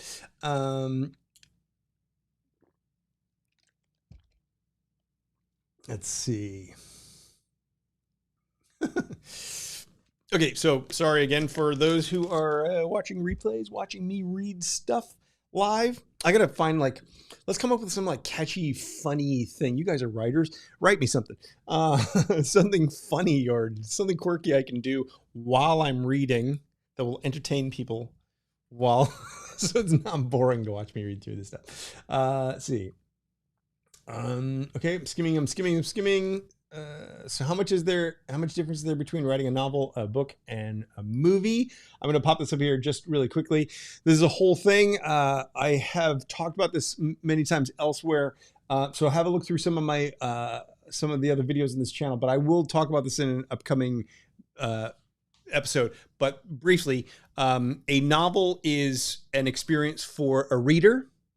A screenplay is an experience for a person who makes movies to be able to see a movie that they are then going to make. So it's a very different set of objectives. For a novel, you want the reader to have the experience of the story. For the screenplay, we want the people who are reading it to see the movie in their mind and want to make that movie. And the movie that they see has to be a great experience for the person sitting in the theater. It's a mind jump and it's a little bit surreal, but that's the primary difference. And because of that difference, there are vastly different ways that you go about achieving things.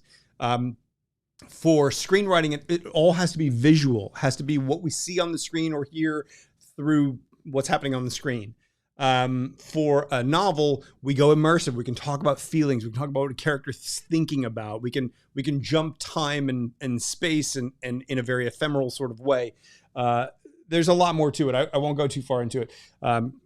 But understand that there are some very major differences.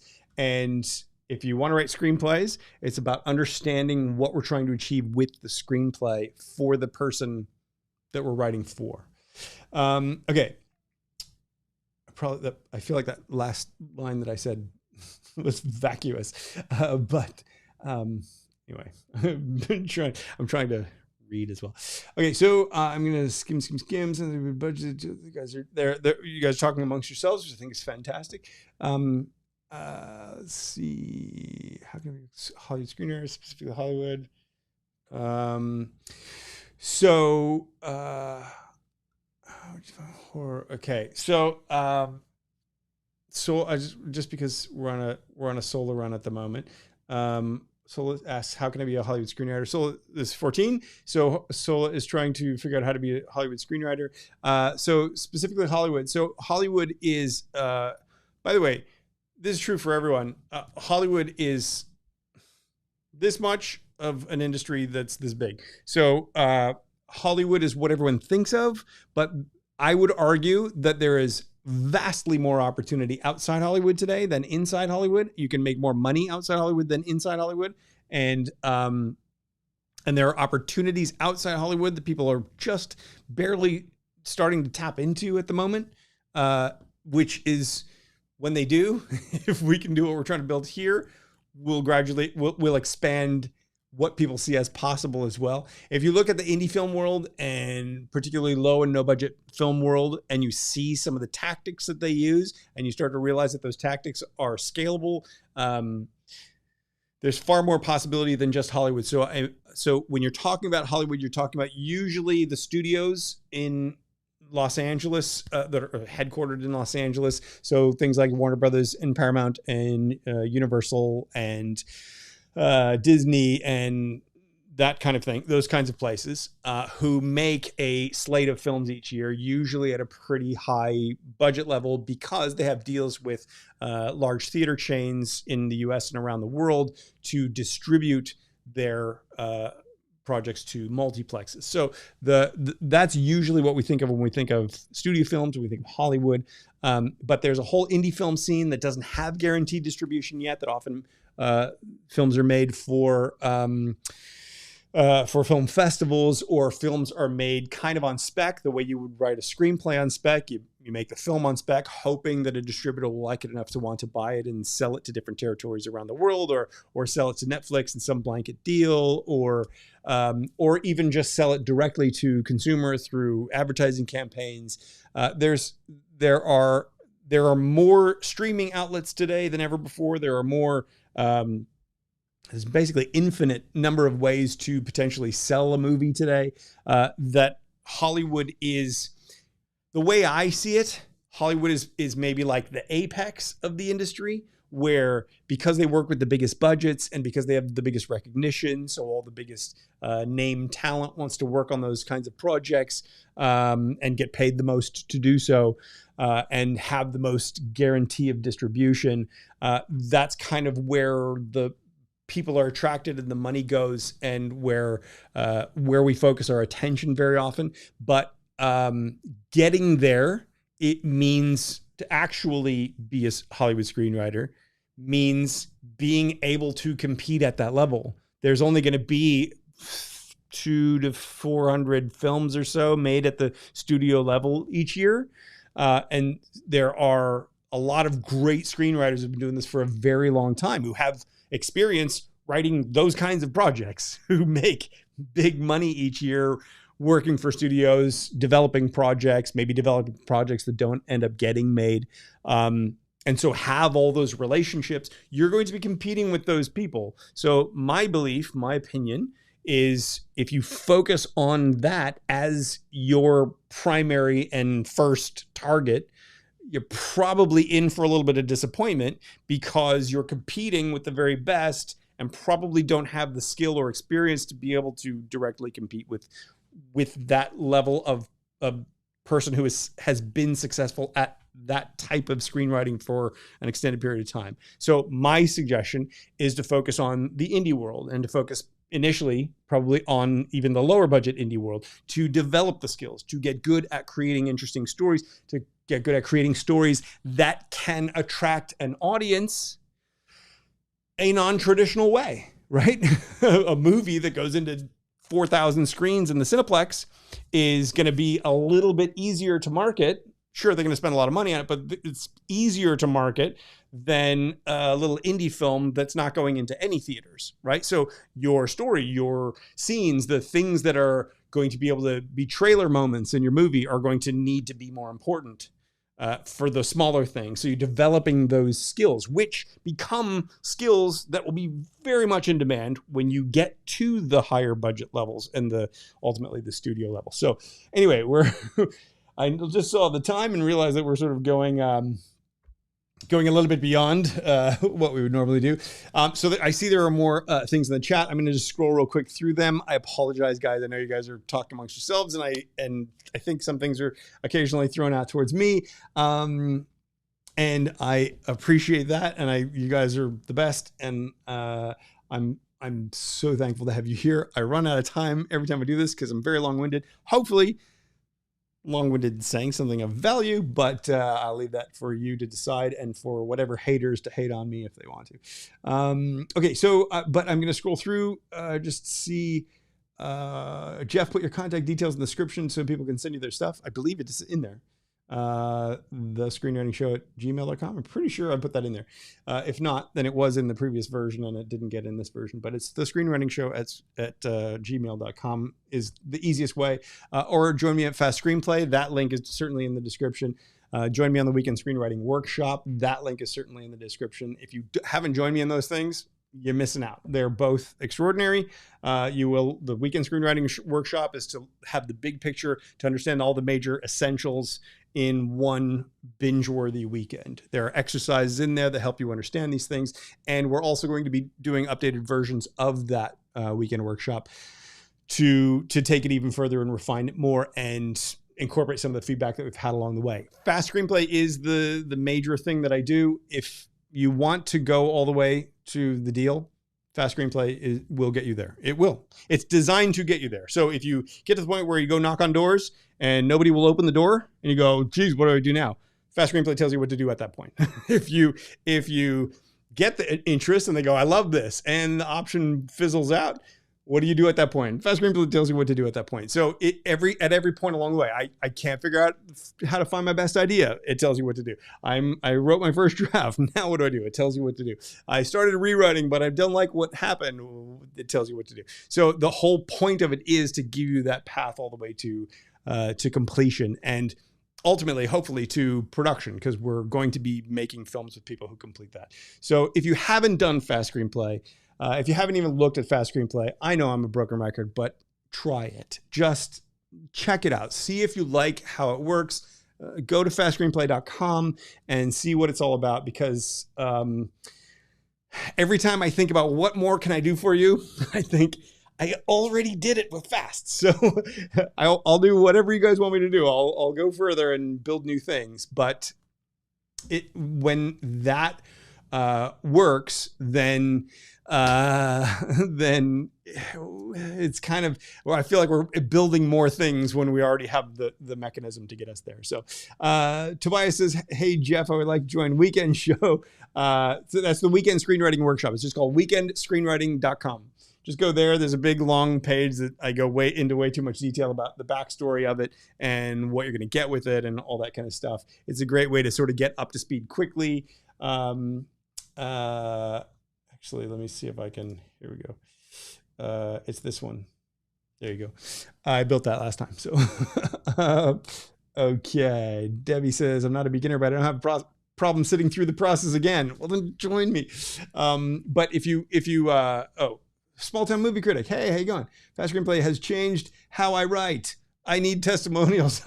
I suck at getting testimonials, by the way. I've had probably like 300 testimonials over the years that are like, wow, that's the most amazing testimonial ever. And I hate asking for them. I hate doing them. So if you have a testimonial for me and you want to if you're not shy about putting it out there, let me know, because I'm going to start gathering those as well as we go along. Okay, so I think we're running well past the time. I'm going to skim through the rest because, yeah. So thank you for saying, here we go. Super chat. Thank you very much, Small Town Movie Critic. I really appreciate it. Every little bit helps. Thank you. And I promise he's not a plant at the end of this show. Which, by the way, here's what that one looks like. If you're interested in Fast Screenplay, that's the link to Fast Screenplay.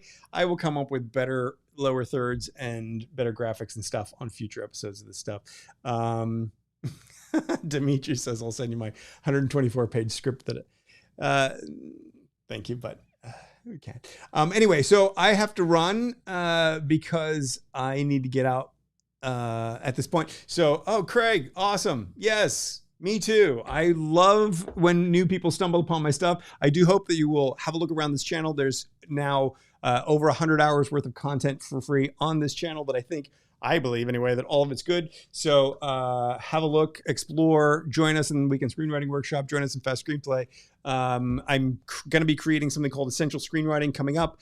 So I'll have more about that as we go. I welcome all of you who have joined me for the first time. Thank you so much for joining me. For those of you who have come back and participated in this extended session week after week, I thank you so much for joining me as well. I love that you guys are having these conversations in the chat. It makes it maybe a little more boring to watch me read through all this stuff to find the questions. I maybe need a moderator or something, but we'll get. Debbie did offer that.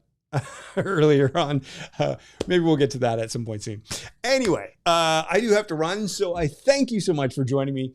I thank you so much for being here and a part of this. Please like this. Please share this. Please spread the word about this. The more you can spread the word, the more it helps us get where we're trying to go. And my hope is to help you get where you're trying to go as well. So thank you for watching. Thank you for being a part of this. And we will see you next week at 2 p.m.